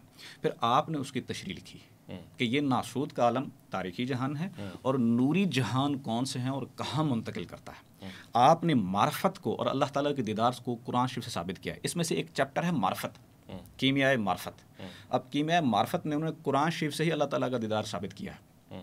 تو یعنی کہ یہ فقراء کون سی تعلیم حاصل کرتے ہیں؟ سر سوال یہ میں نے جو سوال کیا وہ وہیں کا وہیں کھڑا ہوا ہے. میں یہ پوچھ رہا ہوں کہ آپ ایک تو یہ مسئلہ کلیئر کریں کہ آپ ان کو مجتہد مانتے ہیں، صوفی مانتے ہیں، آیا کہ تصوف قرآن کا حصہ، صوفی بزرگ ہیں تو پھر صوفی کی تعریف کریں جو تصفیہ قلب کرنے کی صلاحیت رکھتا ہو. تصفیہ قلب کا کیا مطلب ہے؟ تصفیہ قلب دیکھیں، تصفیہ قلب یعنی کہ قلب صنوبری ہے، اس کو دل کی تار کو رب سے جوڑ دے اور دل کی دھڑکن اللہ اللہ کرنے لگ جائے تو اگر دل کی تار رب سے جڑ جائے وہ قلب سلیم بن جاتا ہے. علامہ اقبال فرماتے ہیں چاہتے تو سب ہیں کہ ہوں اوج سریا پر مقیم، پہلے ویسے پیدا تو کرو قلب سلیم. سورۃ شعراء آیت نمبر 88 اور 99 میں اللہ تعالیٰ فرماتے ہیں کہ اس دن نہ مال کام گا نہ بیٹے، بارگاہ خداوندی میں وہی فائدے میں رہے گا جو قلب سلیم لے کر آئے گا. جو قلب سلیم لے کر حاضر ہوگا۔ اب سب سے پہلے ڈیفینیشن کیا ہے قلب کی؟ اللہ تعالیٰ نے بار بار قلب کے بارے میں قرآن شریف میں فرمایا ہے کہ ان کے قلب مردہ کر دیے ہیں، ان کے قلب پر مہر لگا دی ہے۔ یہ قلب ہے کیا؟ امام غزالی رحمۃ اللہ فرماتے ہیں قلب سواری ہے فواد کی۔ اب جو دل کا جو گوشت کا ٹکڑا ہے نا، یہ گوشت کا ٹکڑا جو ہے یہ فواد ہے، اس کو عربی میں فواد کہتے ہیں، قلب نہیں۔ اوکے، قلب کیا ہے؟ جس طرح روح ایک مخلوق ہے، قلب بھی ایک مخلوق ہے۔ جس طرح روح مخلوق ہے، نظر نہیں آتی، قلب بھی نظر نہیں آتا۔ وہ جو گوشت کا ٹکڑا ہے نا، اس کے اوپر یہ مخلوق بیٹھی ہوئی ہے، اس کو قلب کہتے ہیں۔ اس کی جو شکل ہے یہ بیضوی ہے۔ اب بیضوی جیسے انڈا ہے، انڈے کے گرد 3 شل ہیں، 3 چھلکے ہیں، اس کے گرد 1,80,000 زنار ہیں۔ حضرت شیخ سلطان پورہ میں مکمل تفصیل بتائی ہے، 30,000 تکبر، 30,000 حرص، حسد، شہوت، یہ کل 1,80,000 زنار ہیں۔ صوفی کیا کرتا ہے؟ صوفی کا تعلق ہی قلب کی صفائی کے ساتھ ہے۔ اس کو ضرورت ہے، جو مرغی کا انڈا ہے اس کے اندر چوزا بند ہے، اب اس کے اندر قلب کے اندر آپ کی ہم شکل ایک فرشتہ بند ہے۔ اب مرغی کے انڈے کو مرغی چاہیے اور اس کو فقیر کامل چاہیے۔ مرغی اپنے حساب سے ہیٹ دیتی ہے، 3 چھلکے ٹوٹتے ہیں، اس میں سے بچہ نکلتا ہے، چوزا نکلتا ہے، چوں چوں کرنا شروع کر دیتا ہے۔ مگر صوفی کیا کرتا ہے؟ اپنی نوری نظر سے اللہ کا نور منتقل کرتا ہے۔ اس نور کی گرمی سے ہی حضرت شیخ سلطان بو نے بڑی سخت بات فرمائی ہے کہ یہ صرف فقراء صوفیاء کی نگاہوں کی طاقت اور قوت ہے۔ فقط نگاہ سے ہوتا ہے فیصلہ دل کا، نہ ہو نگاہ میں شوخی تو دل بری کیا ہے۔ نگاہ مرد مومن سے بدل جاتی ہے۔ جی اچھا، جب وہ نظر کرتا ہے تو وہ 1,80,000 زنار ٹوٹتے ہیں، ان میں سے آپ کی ہم شکل ایک فرشتہ نکلتا ہے اور وہ اللہ اللہ کرنا شروع کر دیتا ہے۔ وہ ہے قلب سلیم۔ اگر مردہ دل ہے تو قلب صنوبری ہے، پھر مزید جب اس کے درجے بڑھتے ہیں، پھر آگے قلب منیب، پھر آگے قلب شہید، وہ اس قابل ہو جاتا ہے کہ اللہ تعالیٰ کی تجلیات اس کے قلب پر پڑنا شروع ہو جاتی ہیں۔ تو جو دل زندہ کر سکتا ہے وہ صوفی ہے، جو دل زندہ کر سکتا ہے وہ فقیر ہے، جو دل زندہ کر سکتا ہے وہ ولی ہے۔ حضرت شیخ سلطان بو رحمۃ اللہ فرماتے ہیں جو صوفی ہونے کا، ولی ہونے کا دعویٰ کرے اور 7 دن کے اندر اگر دل کو زندہ نہ کر سکے تو اس کو چھوڑ دو۔ ایک دن تو فرمایا اسے بوری میں باندھو، بہتے دریا میں پھینکو، وہ آپ کا بھی وقت ضائع کرے گا، دوسروں کا بھی کرے گا۔ تو حضرت گوہر شاہی مطلب صوفی ہیں، تو ہم مطلب کئی دفعہ ایسا ہوا ہے، ہزاروں ہمارے سینکڑوں مثالیں ہمارے سامنے ہیں جن کے دل ان کی ایک آواز میں اللہ اللہ کرنے لگ گئے ہیں، لیکن اس کے ریٹرن میں نہ کوئی بیت ہے، نہ نظر نیاز ہے، نہ چندہ، نہ نظر، اچھا خالص اللہ کی محبت۔ صوفی ہیں بھائی؟ سر صوفی ہیں، ٹھیک ہو گیا، یہ بات آپ نے کلیئر کر دی، صوفی ہیں، ٹھیک ہے۔ آپ نے یہ بھی بتا دیا کہ قلب سلیم کیا ہے۔ میں آپ کو صوفی کا تصور قرآن سے نہ بیان کر دوں؟ قرآن کریم کے 30ویں پارے کے اندر ہے قد افلح من زکاہا وقد خواب من دساہا کذبت ثمود بطغواہا۔ یہ 30ویں پارے کے اندر باقاعدہ موجود ہے، عما یتساءلون سے پارے کے اندر۔ اور اس کے ساتھ ساتھ یہ بات ذہن میں رہے کہ قلب سلیم والے بندے کا تصور اور تخیل کبھی خلاف شریعت نہیں جا سکتا، خلاف قرآن نہیں جا سکتا۔ میں جس مسئلے میں اٹک چکا ہوں، جو مسئلہ میرے سامنے رکھا ہوا ہے، وہ یہ ہے کہ حضور والا آپ کے جو عبارات ہیں، آپ کی عبارات تو سیدھا سیدھا کفر کی طرف لے کے جا رہی ہیں۔ ایک اور عبارت دیکھیے، قریب ہے شاہ رکھ کے اسے کچھ پتہ ہی نہیں۔ میں نے آگے پیچھے سے پورے نظم ان کا منظوم پورے ان کے اشعار پڑھے ہیں۔ میری عرض یہ ہے کہ میں سوال پورا کر لوں، اس کے جواب کافی سوال ہو جاتے ہیں، ایک ایک سوال کرے تو میں اس کو بہتر انداز میں جواب دے سکتا ہوں۔ اب میں اسی پہ آ رہا ہوں۔ سوال میرا یہ ہے کہ انہوں نے ایسی کون سی صوفی ہیں یا ایسا کون سا تصور ہے کہ جو تصور نظریہ قرآن یا نص قرآنی کے خلاف آ جائے؟ جس طرح کہ انہوں نے لکھا کہ چلو نظم ہے، لکھی ہے، لفظ محتاط انداز میں لکھا جا سکتا تھا، انہوں نے یہاں پر باقاعدہ جو بات کہی ہے وہ یہ کہ قریب ہے اشارہ کہ اسے کچھ پتہ ہی نہیں۔ ٹھیک ہے، آگے والا جملہ آپ نے کہنا ہے۔ میرا سوال یہ بنتا ہے کہ اللہ تعالیٰ کے علم کو میزان میں، ترازو میں تولا ہی نہیں جا سکتا۔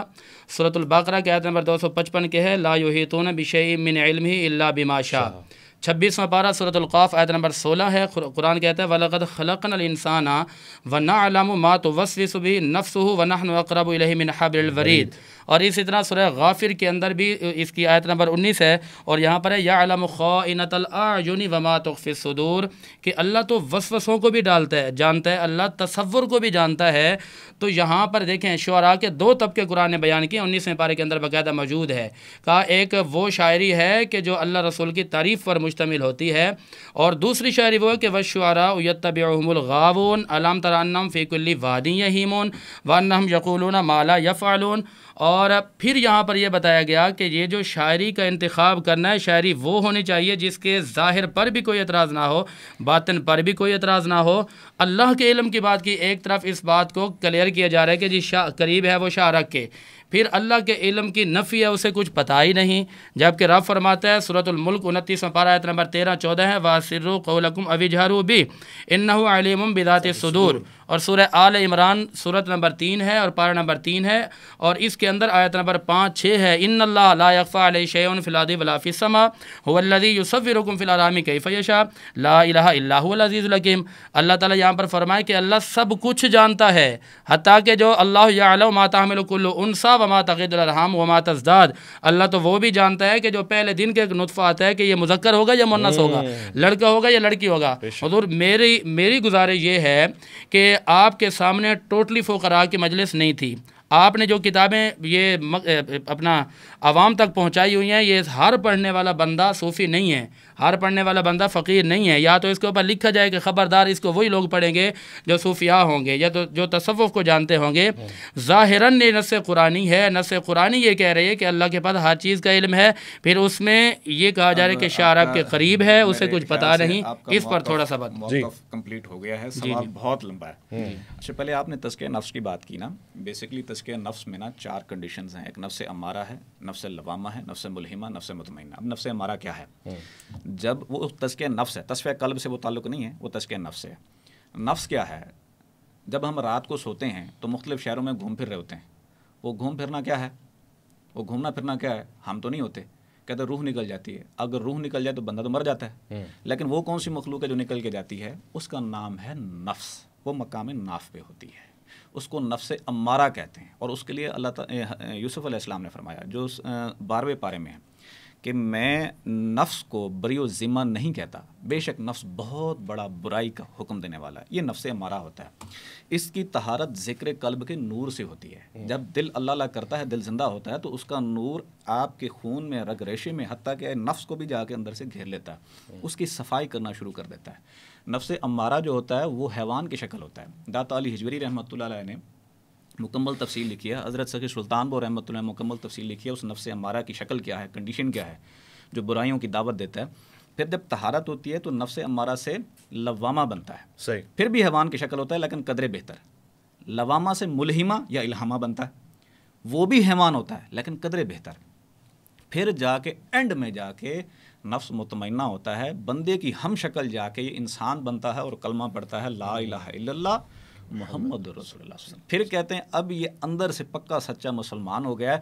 پھر اس کے اندر وہ صلاحیتیں اتنی ہوتی ہیں نا کہ وہ یہاں جسم اس کا یہاں بیٹھا ہوا ہوگا، جسم اس کا بستر پہ ہوگا، لیکن اندر کی مخلوق وہی جو پاک ہو جاتی ہے وہ نکلتی ہے اور آقا دو جہاں محمد مصطفیٰ صلی اللہ علیہ وسلم کی بارگاہ میں پہنچ جاتی ہے، وہاں جا کے قدم بوسی کرتی ہے، کعبہ شریف کا طواف کرتی ہے، روضہ رسول پہ حاضری دیتی ہے۔ یہ تزکیہ نفس ہے، اور تزکیہ نفس کے اوپر حضرت شیخ سلطان بو رحمۃ اللہ علیہ اور حضرت گورشہ کی تصانیف بھری ہوئی ہیں۔ سر میں ان کے جواب سے مطمئن نہیں ہوں۔ اب میری عرض سن لینا، آپ مطمئن میں نے نص قرآنی کی ہے نا، نص قرآن کا مطلب یہ ہوتا ہے کہ ادلہ اربع 4 ہیں، کتاب اللہ، سنت رسول، اجماع امت اور قیاس۔ آپ کے تصوف سے میں منکر نہیں ہوں، اور میری آپ بول لینا، ایک منٹ چھوٹی سی بات ہے، نفس امارہ نفس کے بارے میں پوچھا ہی نہیں ہے نا آپ سے سر، میں تزکیہ نفس کی بات کی ہے، میں نے جو عبارات کی بات کی ہے، اور یہ وہ بات ختم ہو گئی۔ چلیں حضرت گورشہ کو بھی چھوڑیں، نہیں، گوہر شاہی کو ہی لے کے آنا ہے، کیونکہ عوام کو مسئلہ ان عبارات سے ہے۔ میری بات تو سنیں نا، آپ نے سوال کیا، میں خاموشی سے سنا، مجھے تو بولنے دینا۔ جی بولے۔ فقیر نور محمد کلاشوی رحمۃ اللہ علیہ عرفان میں فرماتے ہیں، اسی کی کنڈیشنز بتاتے ہیں، نفس امارہ کیا ہے، لوامہ کیا ہے، ملہمہ کیا ہے، مطمئنہ کیا ہے۔ لیکن وہ یہ سوال نہیں ہے نا، نفس کی اقسام نہیں، انہوں نے صرف ایسے بات کی۔ اب اس سے بھی اگر وہ ہوتے ہیں تو میں ان کی عرفان کی بات کی کہ انہوں نے بھی فرمایا فقیر نور محمد کلاشوی رحمۃ اللہ علیہ۔ سر مجھے عبارتوں کا جواب دے دیں بس۔ اب آ جاتی ہے شارک کے قریب، بندے کی بات کی ہے کہ بندے کو پتہ نہیں ہے کہ وہ شارک کے قریب ہے، اس میں منصوبہ آپ اللہ سے کیسے کر رہے ہیں؟ آگے والا شعر کیا ہے، آگے پورا پڑھیں۔ یہ مجھے سنا ہے شعر، یہ کتاب سامنے پڑھی ہے، مجھے شعر سنا، آپ پڑھ کے سنائیں۔ دیکھیں انہوں نے بندے کو بات کی ہے کہ اللہ تجھ سے اتنی محبت کرتا ہے، تیری شارک کے قریب ہے، تو اس پہ اتنا مہربان ہے، لیکن تو اس سے غافل کیوں ہے؟ انہوں نے اس چیز کی بات کی ہے، اور اس کو کنٹروورشل بنانے کے لیے جی اللہ کو پتہ نہیں، یہ تو کسی کا دماغ خراب ہوگا جو یہ بات کہے گا کہ اللہ کو پتہ نہیں ہے۔ دیکھیں وہ بندے کی بات کی کہ بندے کو پتہ نہیں ہے، وہ شارک کے قریب ہے، وہ تیرے ساتھ ہے، وہ تجھ سے محبت کرتا ہے۔ تصوف ان کو عطا ہوا ہے، ان کا کوئی پیر و مرشد ہے یا کوئی باطنی علم ہے یا کوئی نازل ہوا، یہ ذرا بیان کر دیں۔ دیکھیں حضرت سخی سلطان پور رحمۃ اللہ کو میں کوڈ کروں گا، آپ کسی مدرسے میں نہیں گئے، نہیں میں میری عرض سن لینا، میں یہی بتا رہا ہوں، سے پوچھتا ہوں، سلطان بہو کو بتانے لگ جاتے ہیں، وقت کم ہے اس لیے کلیئر بات کریں نا، کلیئر مسئلہ بتائیں تاکہ عوام کو پتہ چلے۔ حضرت سخی سلطان باہو رحمۃ اللہ علیہ کو علم عطا کیا گیا، اسی طرح حضرت گوہر شاہی کو بھی علم عطا کیا گیا۔ حضرت سخی سلطان بور رحمۃ اللہ فرماتے ہیں دست مارا بیعت کردن مصطفیٰ، مجھے آقا دو جہاں محمد مصطفیٰ صلی اللہ علیہ وسلم نے بیعت فرمایا ہے روحانی طور پر۔ اسی طرح حضرت گوہر شاہی نے فرمایا کہ ہمیں بھی روحانی طور پر آقا دو جہاں محمد مصطفیٰ صلی اللہ علیہ وسلم نے بیعت فرمایا ہے۔ آپ کو بھی جو علم ہے وہیں سے عطا ہے روحانی طور پر۔ سلطان العارفین تو بیعت تھے شیخ جناب غوث العظم غوث الورا شیخ عبد القادر جیلانی کی، انہوں نے کہا کہ 500 سال کا ڈسٹینس کی بات نہیں کر رہا، میں کہہ رہا ہوں کہ مرشد شیخ غوث العظم ہی تھے، یعنی انہوں نے کہا کہ مرتبہ نفی اسبات کا مجھے بوٹی منوش لائی ہوئی، یہ سیدھا ان کی طرف اشارہ ہے۔ تو کیا اس طرح سے جناب گوہر شاہی بھی غوث العظم کے مرید تھے؟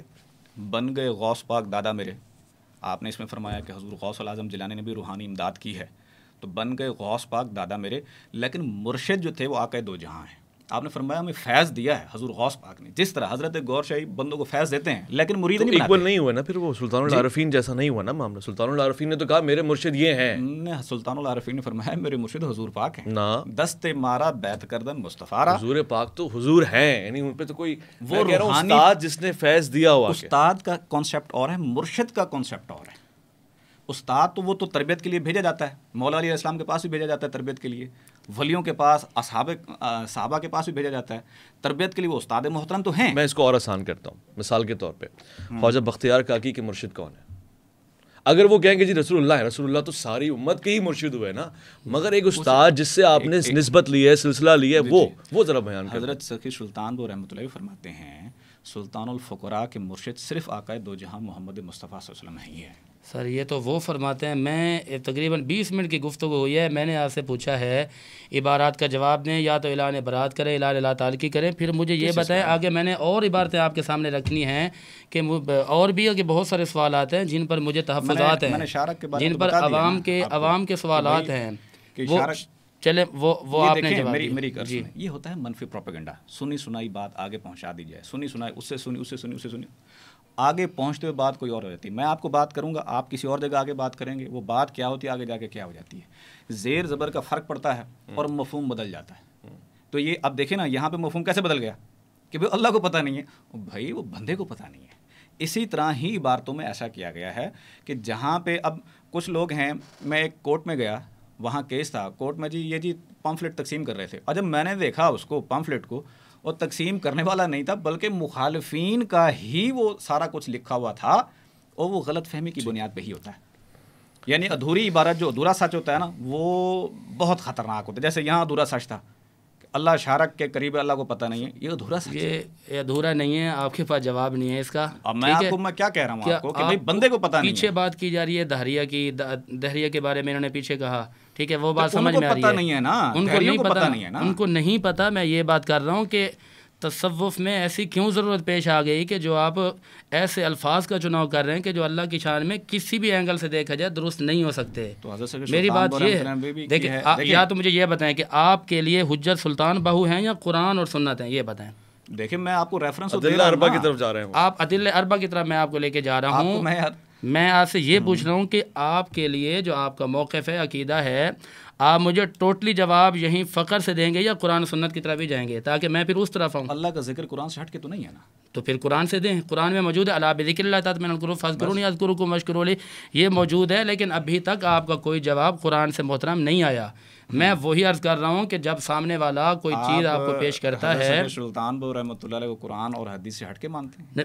ہٹ کر نہیں، میں نہیں مانتا، کیا ان کی میں ہٹ زبان کر سے نہیں ان کے مانتا، الفاظ قرآن اور حدیث نہیں کے ہوتا۔ میں متصادم وہی تو عرض کر رہا ہوں کہ کوئی تو قرآن کی آیت یا کوئی حدیث مجھے بتا دیں تاکہ میں بات کو آگے بڑھاؤں۔ بات کر رہے ہیں، میں عبارت کا جواب دے رہا ہوں، تو یہ عبارت کا آپ کہیں یہ قرآن سے ثابت کریں، تو میں اگر یہ ہو جاتی ہے بحث برائے بحث، اگر میں یہی بات کروں نا تو میں اس پہ کئی سوالات اٹھا سکتا ہوں۔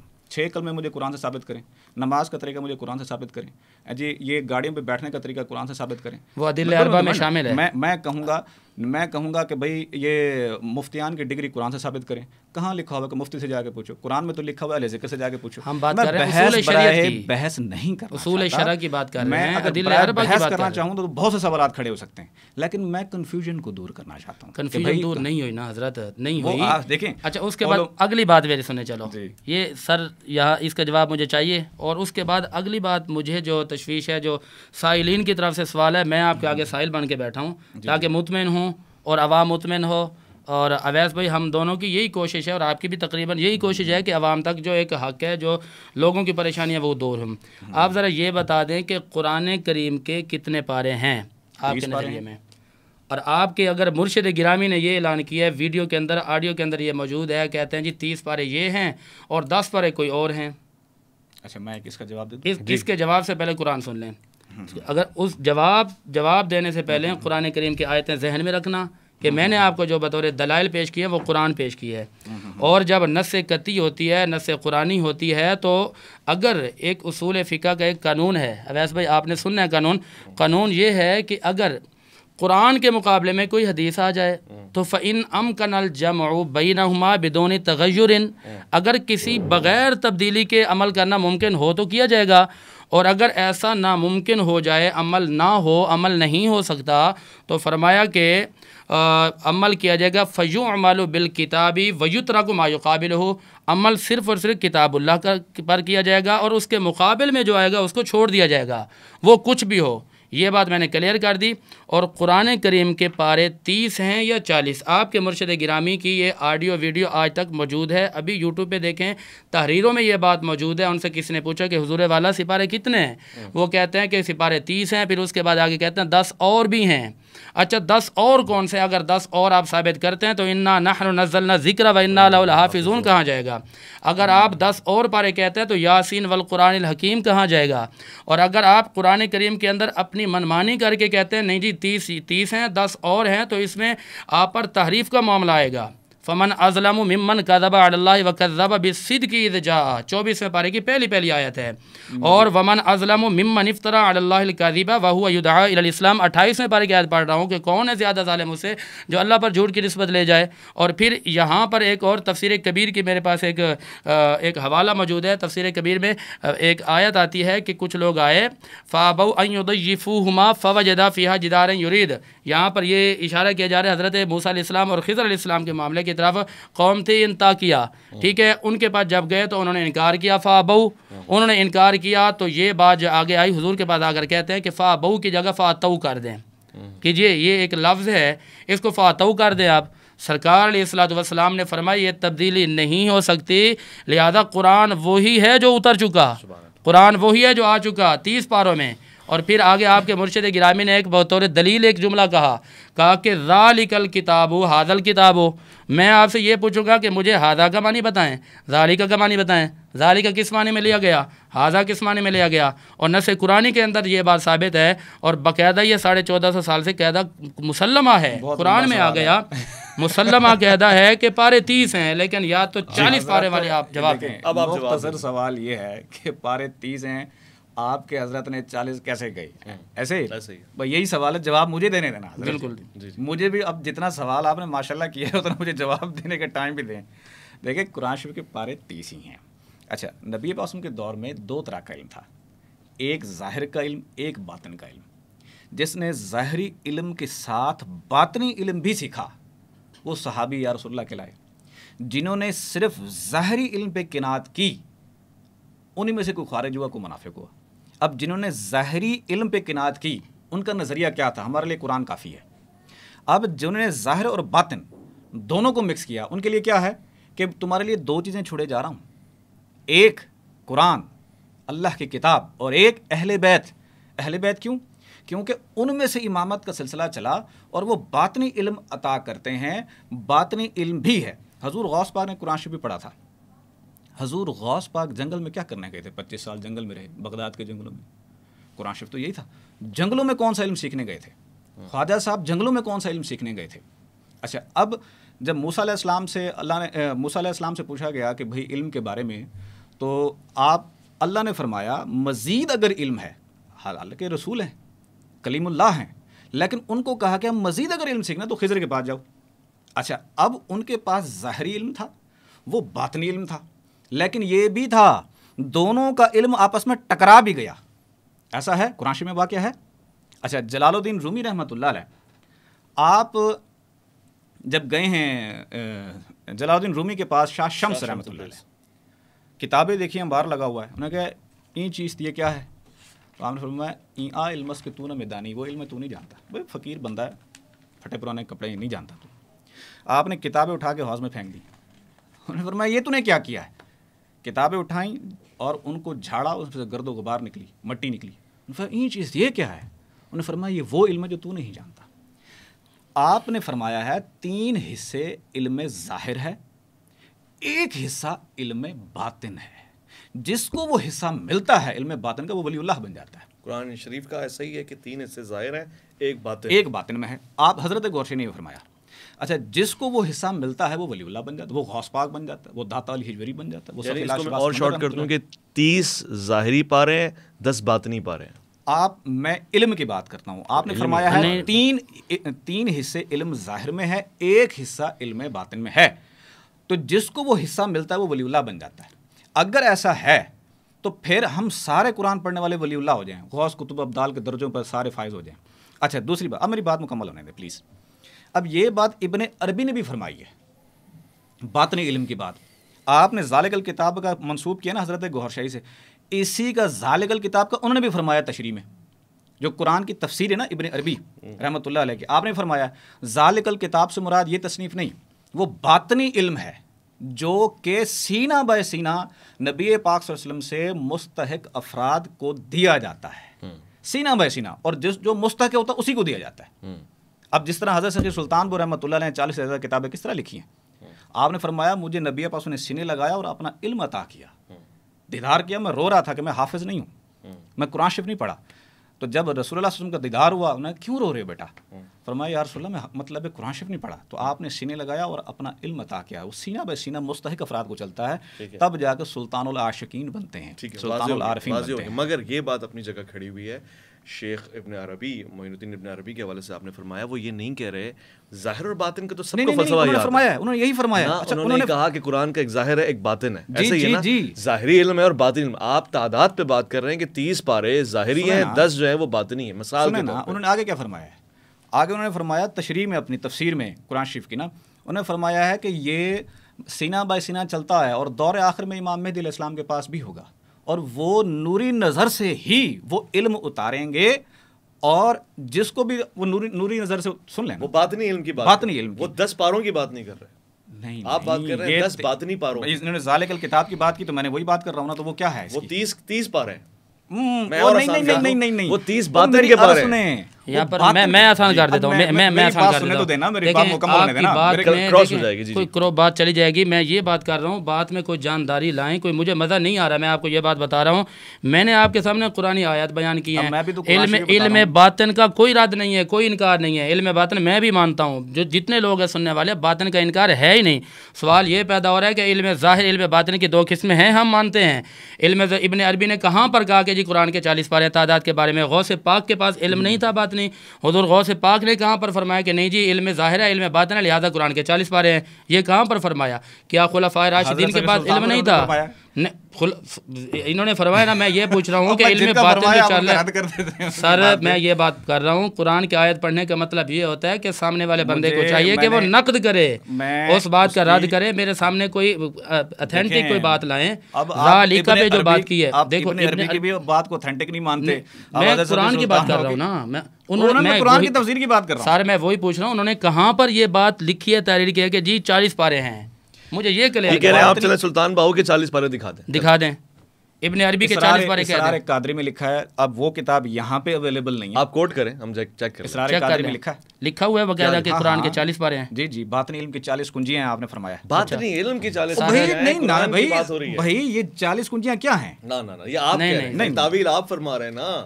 اور تعویل کی بات آپ نے کی ہے تو ہر تعویل بھی جائز نہیں ہے. یہاں پر یہ بات بھی میری ذہن میں رکھیں کہ ہر بات پہ اگر آپ تعویل کی طرف جائیں گے تو پھر بھی پھنستے ہیں. پھر بھی پستے ہیں. فتح الباری کے اندر فتح الباری کریں مکمل. ابن عربی فرماتے ہیں جو ویسے بھی لاء کا فیوریٹ چائلڈ ہوتا ہے. انہوں نے فرمایا ابن عربی نے کہ بھائی وہ جو باطنی علم ہے نا، ذالک الکتاب سے مراد وہ باطنی کتاب جو ہے وہ یہ قرآن نہیں بلکہ دوسرا روحانی قرآن ہے جو نوری نظر سے اتارا جاتا ہے. یہ آپ ابن عربی نے فرمایا. میں جب گیا تھا تو مجھے 2 سیٹ لینے تھے، میں نے کوئی ایک سیٹ لینا تھا 2 میں سے نا، تو میں گیا تھا ایک اور سیٹ لینے قرآن شریف کا. ابن عربی کا یہ سیٹ جب سامنے آیا تو میں نے یہ کھولا تو یہ پہلے صفحے پہ انہوں نے یہ تشریح کی تھی. انہوں نے کہا دور آخر میں یہ جو باطنی جو قرآن ہے نا جو وہ ان کے پاس ہوگا، امام مہدی علیہ السلام کے پاس ہوگا.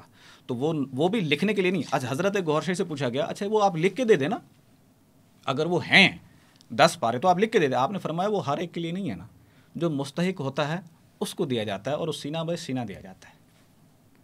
یہ باطنی علم ہے. ہم یاسین والقرآن الحکیم کو کہاں لے کر جائیں، انا نحن نزلنا الذکر و انا لہ لحافظون کو کہاں لے کر جائیں. مسئلہ یہ ہے کہ آپ سب کو ایک لائن میں گانا چاہتے ہیں نا، پھر تو سارے غوث پاک بن جائیں. ذالک الکتاب لا ریب فیہ کو کہاں لے کر جائیں، خلفائے راشدین کو کہاں لے کر جائیں، صحابہ اکرام کو کہاں لے کر جائیں. کسی اور نے کسی نے کوئی کہا ہے جب انہوں نے وضاحت نہیں کی تو آپ نے کون سی ایسی ڈگری ہے جس ڈگری کو آپ نے مد نظر رکھتے ہوئے قرآن کی بھی مخالفت کر دی. آپ نے مخالفت ہی تو ہو رہی ہے. 30 پارے باقاعدہ مسلمہ ہے، 1450 سال سے یہ بات آئی ہے اور یہ آپ کے پیر و مرشد کہہ رہے ہیں کہ 40 پارے ہیں.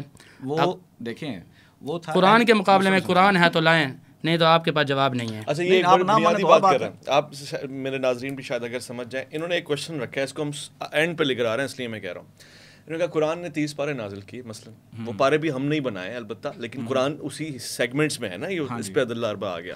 اب ان 30 کی ذمہ داری قرآن نے لے لی، ایک ایک حرف کی ذمہ داری لے لی. بالکل صحیح. تحریف بھی نہیں ہو سکتی، یہ بھی ذمہ داری لے لی. بالکل صحیح. آپ اس چیز کو کیسے واضح کریں گے کہ جی پارے 30 نہیں ہیں بلکہ 2 حصے ہیں، 30 ظاہر ہیں 10 باطن ہیں. اس کو قرآن کی کسی آیت سے یا عدل اربع سے کیسے پروف کریں؟ یہ تو باطنی علم ہے نا، جیسے میں نے عرض کی نا 3 حصے یہ ظاہری علم ہے، 1 حصہ باطنی علم. اچھا میں اگر کوئی چیز اضافہ کر دوں بولوں مجھے باطنی علم حاصل ہوا ہے ان 10 پاروں میں سے یہ ہے تو وہ تو پھر بات اتھینٹک نہیں رہی. جس کو حاصل ہوتا ہے نا وہ بتاتا بھی نہیں ہے. حاصل ہونے کی شرطیں کیا ہیں؟ حاصل ہونے کی شرطیں بتا دیں. شرطیں بتا دیں بھائی میں کہہ دوں، میں تو نہیں کہتا، کوئی بھی بندہ اٹھ کے کہہ دے جی مجھے رات کو الہام ہوا ہے یا مجھے پکڑے تاکہ کوئی اور اس کا دعویٰ نہ کرے. اس کو ذرا وضاحت کر دیں. اس کی وضاحت کر دیں. وہ تصفیہ قلب کے ساتھ ہوتا ہے. اتھینٹک مہر کہاں سے ملے گی اس کو اس بات کی؟ کس چیز کی؟ قرآن پہ تو مہر لگ گئی قرآن کی کہ 30 پارے اس کی حفاظت کی ذمہ داری. ان 10 کی باطن کی مہر کہاں سے ملے گی؟ آقا دو جہاں محمد مصطفیٰ صلی اللہ علیہ وسلم سے. اچھا کیسے؟ جب تزکیہ نفس ہو جاتا ہے نا، جب نفس پاک ہو جاتا ہے، جب نفس پاک ہو گیا، انسان بن گیا اور اس نے کلمہ پڑھ لیا، پھر اس کو پھر اجازت ہوتی ہے کہ وہ نبی پاک صلی اللہ علیہ وسلم کی باطنی محفل میں جا سکے، جس کو مجلس محمدی اور یا محفل حضوری کہتے ہیں. آپ علامہ محمد اقبال رحمۃ اللہ کی پڑھیں. مجلس حضوری، محفل حضوری کے بعد مطلب ہے انہوں نے بہت سی باتیں کی. تیرا امام بے حضور، تیری نماز بے سرور، ایسے امام سے گزرا ایسے بے حضوری ہر طریقہ راہزن. کیونکہ وہاں تو رسول اللہ صلی اللہ علیہ وسلم کے پاس جب حاضری ہوگی تو ہر ایک چیز وہاں مطلب پوچھی جاتی ہے، کیا کر کے آئے ہو، کس طرح کر کے آئے ہو. وہاں تو ڈیلی مطلب پوچھ گچھ ہوتی ہے. تو وہاں وہ ان کی مرضی کے بغیر کوئی کام نہیں کرتا. تو وہاں جو اتھینٹیکیشن ملنی ہے اس کو وہیں سے ملنی ہے، باطن سے ملنی ہے. اب لیکن مسئلہ پرابلم یہ ہے کہ جہاں اس کو اتھینٹیکیشن مل جاتی ہے وہ ظاہر میں اس کا پرچار نہیں کر سکتا. ہاں ایک دعوت دے سکتا، اپنا تصفیہ قلب کرو، تزکیہ نفس کرو، آپ بھی رسول اللہ صلی اللہ علیہ وسلم کی بارگاہ میں پیش ہو، وہاں سے اگر آپ کو علم ملتا ہے تو وہ قابل قبول ہے. تو یہ مطلب یہی علم جو ہے جو حضرت صدر سلطان پر رحمۃ اللہ نے لکھا ہے، علامہ محمد اقبال رحمۃ اللہ نے کہاں سے حاصل ہوا ان کو؟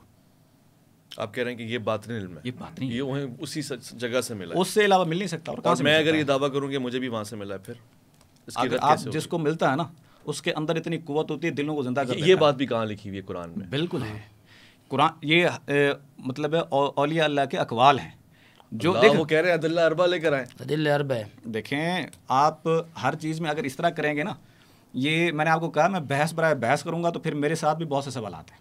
چلیں آپ کر سکتے ہیں، کر لیں آپ سوال. بھائی میں اگر سوال کروں، قرآن میں کہاں لکھا ہے کہ مفتی کی ڈگری حاصل کرو اور مفتی سے ہی جا کے پوچھنا؟ قرآن میں عدل اربع سے ثابت قرآن میں ہے، قرآن میں ہے. جی نہیں، مفتی کا نام دکھائیں. اہل ذکر اولیاء اللہ ہیں. اہل ذکر کون ہیں؟ جنہوں نے تزکیہ نفس تزکیہ ہر قلب عالم کیا ہے. ولی ہوتا ہے، ہر عالم ولی ہوتا ہے. نہیں مفتی بات قل هل يستوي الذين يعلمون والذين لا يعلمون. بھائی آپ مفتی کا لفظ بتائیں. اب میں بحث کروں گا. مفتی کا لفظ بتائیں, مفتی کا لفظ مجھے بتائیں, درس نظامی کا لفظ بتائیں, قرآن سے کہاں لکھا ہے درس نظامی کرو گے صرف اسی سے پوچھو. علم درجات آیا, اقرا بسم ربک الذی خلق آیا, یہ حضرت سلطان باؤ رحمۃ اللہ علیہ اہل ذکر ہیں. میں یہ بات کر رہا ہوں مدرسہ نہیں, اہل ذکر ہیں. اہل ذکر بھی بغیر علم کے نہیں بنتا, اہل علم کے لیے ضروری ہے. دیکھیے یہاں پر مرکات المفاتیح مشکات المصابیح کی روایت ہے, اللہ تعالی متخذ اللہ ولیا جاہلا, اللہ کسی جاہل کو ولی بناتا ہی نہیں ہے.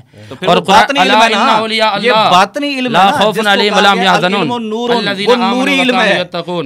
الذین آمنوا وکانوا یتقون. قرآن نے کہا کہ ولی وہی ہوگا جس کو کوئی خوف نہیں, کوئی غم نہیں ہے. وہ ہوگا جس کے پاس ایمان ہوگا, تقوی ہوگا, اور تقوی اسی کے پاس ہوگا جس کو فقہ آتی ہوگی. تقوی اسی کے پاس ہوگا جس کو علم حدیث, اصول حدیث, علم فقہ, اصول فقہ, منطق, فلسفہ, علم الکلام, علم بدیع آتا ہوگا. یہ کہاں لکھا ہے کہ جس کو اصول فقہ آتی ہوگی اسی کے پاس آمنوا وکانوا یتقون.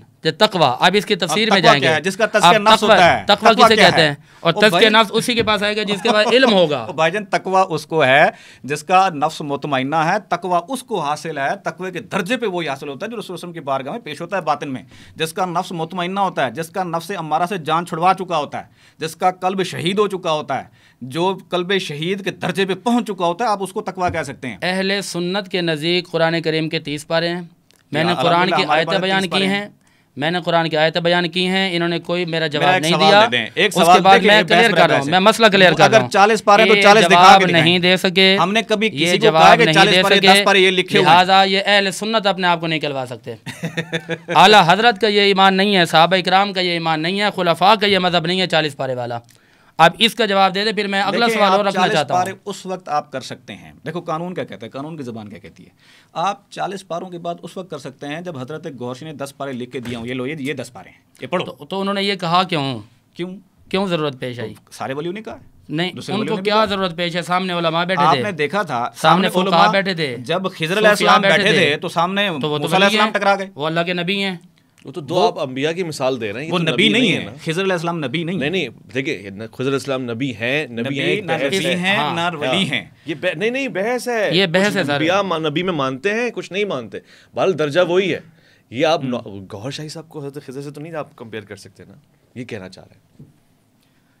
اب دیکھیں میں ایک کنکلوژن دیتا ہوں نا, فقیر درویش اور عالم کی ظاہر میں کبھی نہیں بنی.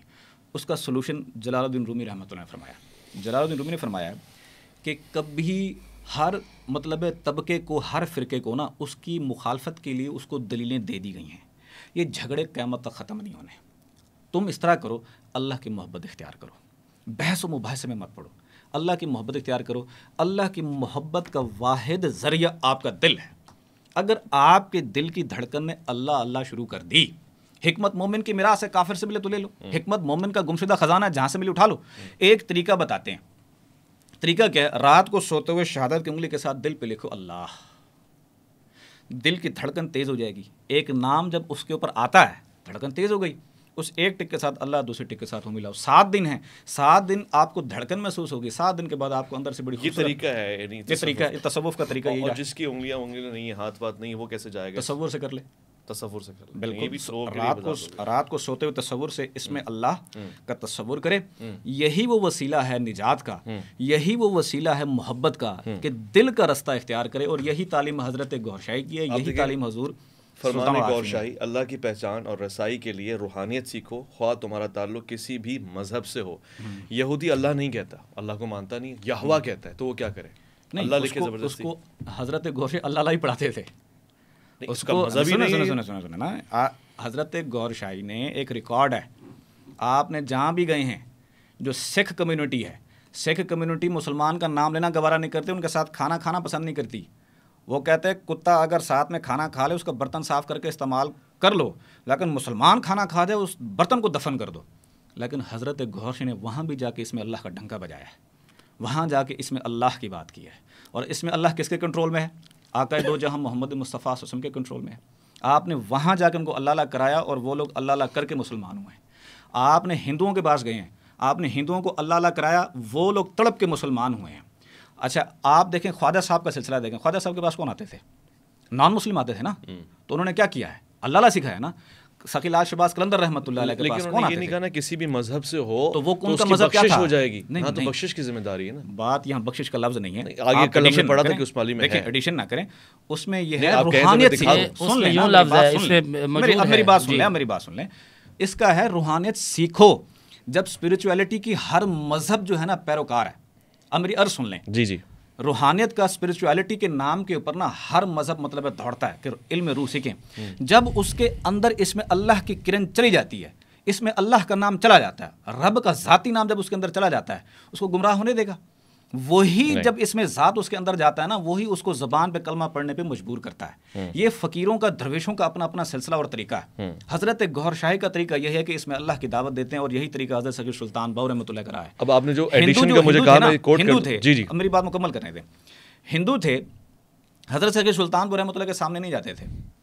کیوں نہیں جاتے تھے؟ وہ آپ کے سامنے جیسے ہی جاتے اللہ اللہ شروع ہو جاتی تھی. تو آپ مختلف ولیوں کا یہی طریقہ. علاؤالدین صابر پیار رحمۃ اللہ علیہ، کوئی اختلاف علاؤالدین صابر پیار رحمۃ اللہ علیہ وہاں مسلمانوں سے زیادہ نان مسلم ہوتے ہیں. ٹھیک ہے. میں ایک سوال پوچھوں آپ سے. بس پہلے تو میں پچھلی بات کو کنیکٹ کر دوں. میں نے یہ بات پیش کی ہے اور مذہب کی بات کی ہے، تو یہ آپ کے اوپر ہے اور آپ نے اس کو اون بھی کیا. جب محبت اللہ کی دل میں آ جائے تو اگر مذہب بھی نہ ہو تو بخشا جائے گا.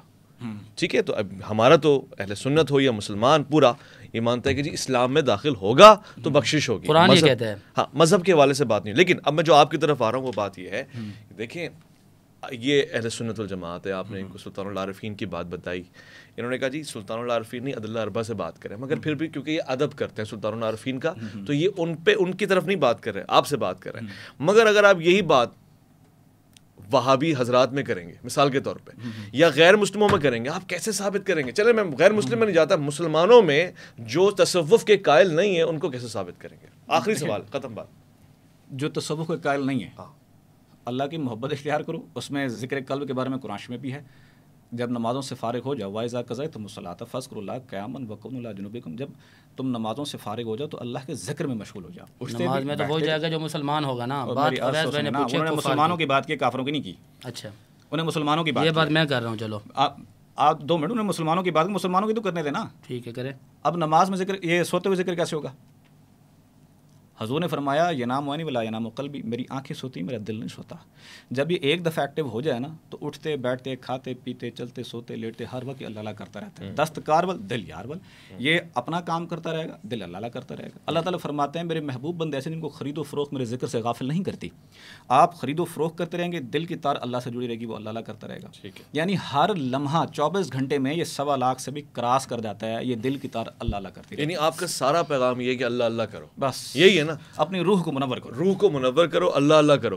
تو پھر غور شاہی کیوں؟ تو ہر تصوف کا ولی کہہ رہا ہے تو آپ گیلانی بن کے کریں، آپ قادری بن کے کریں، آپ غور شاہی بن کے کیوں کر رہے ہیں؟ یہ واضح کرتے ہیں. ہاں، اگر دیکھیں کہتا تو ہر کوئی ہے، آپ آزما کے دیکھیں، آپ کو جہاں سے بھی فیض ہوتا ہے تو ہم کہتے ہیں نہیں، دیکھیں آپ کو جہاں سے فیض ہوتا ہے، ہمیں غرض نہیں آپ ہمارے پاس ہیں. جب حضرت غورشی نے کبھی زندگی میں بیعت ہی نہیں کیا کسی کو، جب زندگی میں اپنا مرید ہی نہیں بنایا، ان کو کیا ضرورت ہے کہ بھائی میری طرف ہی آؤ؟ آپ نے فرمایا، سن لینا میری بات، انہوں نے کیا فرمایا؟ انہوں نے فرمایا جس سے آپ محبت کرتے ہیں، آپ غوث پاک سے محبت کرتے ہیں، تو آپ سوتے ہوئے ان کا تصور کریں اور اس میں اللہ دل کے اوپر لکھیں. آپ مولا علیہ السلام سے محبت کرتے ہیں، آپ نبی پاک سے محبت کرتے ہیں. اگر آپ کسی سے بھی نہیں کرتے نا، صرف اللہ کو ہی مانتے ہیں، تو آپ کعبہ شریف کا تصور کریں کہ وہاں سے امداد آ رہی ہے. انہوں نے اپنا تو کہا ہی نہیں ہے. صحیح. میں ہی کیوں، مجھے سخت اختلاف ہے. میں ابھی تک کی پوری گفتگو کے اندر مطمئن نہیں ہوں. مجھے مطمئن نہیں کر پائے. کوئی دلائل دی ہے، اللہ اللہ کی بات کر رہے ہیں. میں ان کو قرآن پڑھا رہا ہوں، ان کے پاس نہ کوئی قرآن کی دلیل ہے نہ حدیث کی دلیل ہے. ان کے جو مرشد ہیں ان پر میرا ایک اور الزام ہے، اور ان پر الزام ہے. میں قدر کرتا ہوں، مجھے مطمئن کر دیں. اور عوام کے سوال ہیں، ہماری عوام پوچھتی ہے. ٹھیک ہے، یہاں پر آپ نے جس حوالے کی بات کی ہے میں ذرا اسی کی طرف آؤں گا. یہ کہتے ہیں کوئی بھی مذہب نہ ہو، اللہ کی محبت ہو. پہلے سوال یہ پیدا ہوتا ہے کہ اللہ کی محبت، اس کے کیا کیا فوائد ہیں؟ اللہ کی محبت کے کیا کیا لوازمات ہیں؟ اللہ کی محبت کے لیے ایک سکھ ہے، غیر مسلم بندہ ہے، وہ خالی اللہ اللہ کرتا ہے، اس کے لیے آپ کیسے اتنی بڑی ڈگری جاری کر رہے ہیں کہ جی وہ جہنم میں نہیں جائے گا، اس کی بخشش ہو جائے گی؟ جبکہ امام الانبیاء نبی پاک علیہ الصلوۃ والسلام کو عرش کا رب خود فرما رہے ہیں، حضور کے جو قریبی تھے، جو جنگ بدر میں قیدی ہو کر آئے تھے، ان کے لیے حضور دعائیں کر رہے ہیں، استغفر لهم او لا تستغفر لهم ان تستغفر لهم 70 مرہ فلن یغفر اللہ لهم۔ قرآن کہتے ہیں کہ محبوبہ آپ اگر 70 مرتبہ بھی ان کے لیے دعائیں مغفرت کریں گے، ان کی کوئی مغفرت نہیں ہے جب تک کہ یہ اسلام میں ایمان میں داخل نہیں ہوں گے۔ اب ایمان اسلام کس کو کہتے ہیں؟ اللہ کی محبت کس کو کہتے ہیں؟ اللہ کی محبت کا معیار یہ ان کنتم تحبون اللہ فاتبعونی، اگر تم اللہ کی محبت کرتے ہو تو فرمایا فاتبعونی، میرے محمد مصطفیٰ کی اتباع کرنی ہے، اللہ تم سے محبت کرے گا۔ اس کے بعد یہ دیکھیے آپ نے کہا کہ کسی مذہب سے تعلق نہ ہو، کسی میری بات سن لیں، کسی مذہب سے تعلق نہ ہو کہتے ہیں جہنم میں نہیں جائے گا۔ قرآن کریم کی سورۃ التوبہ کی آیت نمبر 113 ہے، وما کان للنبی والذین آمنوا ان یستغفروا للمشرکین۔ اللہ تو محبوب کو منع فرما رہا ہے کہ اللہ کی محبت کا معیار یہ ہے کہ اللہ کو بھی ماننا ہے، محمد عربی کو بھی ماننا ہے۔ پھر اس کے بعد ایک اور دلیل سورہ ابراہیم کی آیت نمبر 18 کے اندر ہے کہ مثل الذین کفروا بربہم اعمالهم کرماد اشتدت به الروح، کہ جب تک بندہ اسلام میں داخل نہیں ہوگا، ایمان میں داخل نہیں ہوگا، وہ لاکھوں کروڑوں خرچ کرتے رہے، اس کو ایک ٹکے کا بھی فائدہ نہیں ہوگا۔ یہ قرآن کہہ رہا ہے، ایک منٹ لوں گا۔ پھر اس کے بعد والذین کفروا اعمالهم کسراب بقیۃ، قرآن پڑھ رہا ہوں نص قرآنی، سورۃ النور پارہ نمبر 18 آیت نمبر 39 ہے۔ رب فرماتا ہے والذین کفروا اعمالهم کسراب، جن لوگوں نے کفر کیا وہ جتنی بھی نیکیاں کر رہے ہیں ان کے اعمال ایسے ہوا کی طرح اڑ جائیں گے، یہ چٹیل میدان کی طرح ہیں۔ پھر اس کے بعد قرآن کریم یہ کہتا ہے جب جنگ بدر کے قیدی آئے تھے تو حضرت علی رضی اللہ تعالیٰ عنہ اور دیگر اصحاب ان کو یہ فرما رہے تھے کہ تم نے اسلام قبول نہیں کیا، اسلام کے مخالفت میں کھڑے ہو گئے۔ انہوں نے کہا کیا تمہیں ہماری نیکیاں نظر نہیں آ رہی کہ ہم نے تو حاجیوں کو پانی پلایا، اجعلتم سقایۃ الحاج و عمارت المسجد الحرام، کہ ہم نے تو مسجد حرام کو تعمیر کیا ہے، تو کیا ہماری وہ چیزیں کوٹ نہیں ہوں گی؟ قرآن کریم میں رب العالمین نے فرمایا ما کان للمشرکین یعمروا مساجد اللہ شاہدین علی انفسہم بالکفر، فرمایا کہ خبردار کہ جو بندہ اسلام میں داخل نہیں ہوا، خالی اللہ کی محبت کا دعویٰ کرے، نبی کی بات نہ مانے، حدیث نہ مانے، فرمایا وہ تو جنت میں نہیں جا سکتا اور وہ تو اس کے اعمال ہی قابل قبول نہیں ہے۔ وَمَن يَكْفُرْ بِالْإِيمَانِ فَقَدْ حَبِطَ عَمَلُهُ، سورۃ المائدہ آیت نمبر 5 ہے کہ جو کفر کرے، کفر کی حالت میں مر گیا، اس کا کچھ بھی قبول نہیں ہے۔ جناب علی قرآن میں عرض کر رہا ہوں، آپ کے پیر و مرشد نے کیسے کہہ دیا کہ جی وہ جہنم میں نہیں جائے گا، فقط اللہ کی محبت والا قرآن نے تو اس کی وضاحت کی ہے۔ آخری 3 منٹ ہے اور اس کے آپ اینڈ ہو جائے گا پروگرام۔ ماشاءاللہ سوال 10 منٹ کا کرتے ہیں اور آخری جواب کے لیے پورا پروگرام اٹھا کے دیکھیں، سب سے زیادہ آپ کی گفتگو ہے ماشاءاللہ۔ جی اچھا، اس میں ہے کہ دیکھیں میں نے پہلے عرض کی تھی کہ جس کو مسلمان کرنا مقصود ہوتا ہے نا، آقا دو جہاں محمد مصطفیٰ صلی اللہ علیہ وسلم کے دور میں سارے مسلمان تھے کیا؟ جو ان کے ساتھ ملتا گیا، سارے بت پرست تھے نا اس وقت، پہلے جو ملتا گیا وہ مسلمان ہوا نا، وہ طریقہ تھا حضور کی نگاہوں میں جو آتا گیا اس کی کیفیت بدلتی گئی۔ یہی فقراء کا طریقہ رہا ہے۔ فقیر کسی کی دل آزاری کبھی بھی نہیں کرتا کسی نان مسلم کی، فقیر قرآن کے خلاف بھی نہیں کرتا، میری بات فقیر قرآن کے خلاف بھی نہیں کرتا، اس کی زبان سے کوئی ایسی بات سرزد نہیں ہوتی جو قرآن و حدیث کے منافی ہو۔ اس کی ڈیلی حاضری حضور کی بارگاہ میں ہوتی ہے، سارا وہاں سے کنٹرول ہوتا ہے اس کے اوپر، اس سے ایسے نہیں ہو سکتا۔ دوسری بات یہ ہے کہ بھائی جیسے میں نے کہا جس کو جو اللہ ڈیوٹی لیتا ہے نا اس سے وہ کام کراتا ہے، اس کو وہیں رکھتا ہے۔ جس طرح اللہ نے آپ تو اگر اس طرح بات کریں نا پھر تو ساری دنیا جہنمی ہے، سب کے لیے دروازہ بند تو نہ کریں بھائی، ہر ایک کا حق ہے، بطور انسان تو ہے نا، بطور انسان تو وہ مطلب ہے کچھ جنت کے کچھ حقدار بن سکتے ہیں کہ نہیں؟ صحیح۔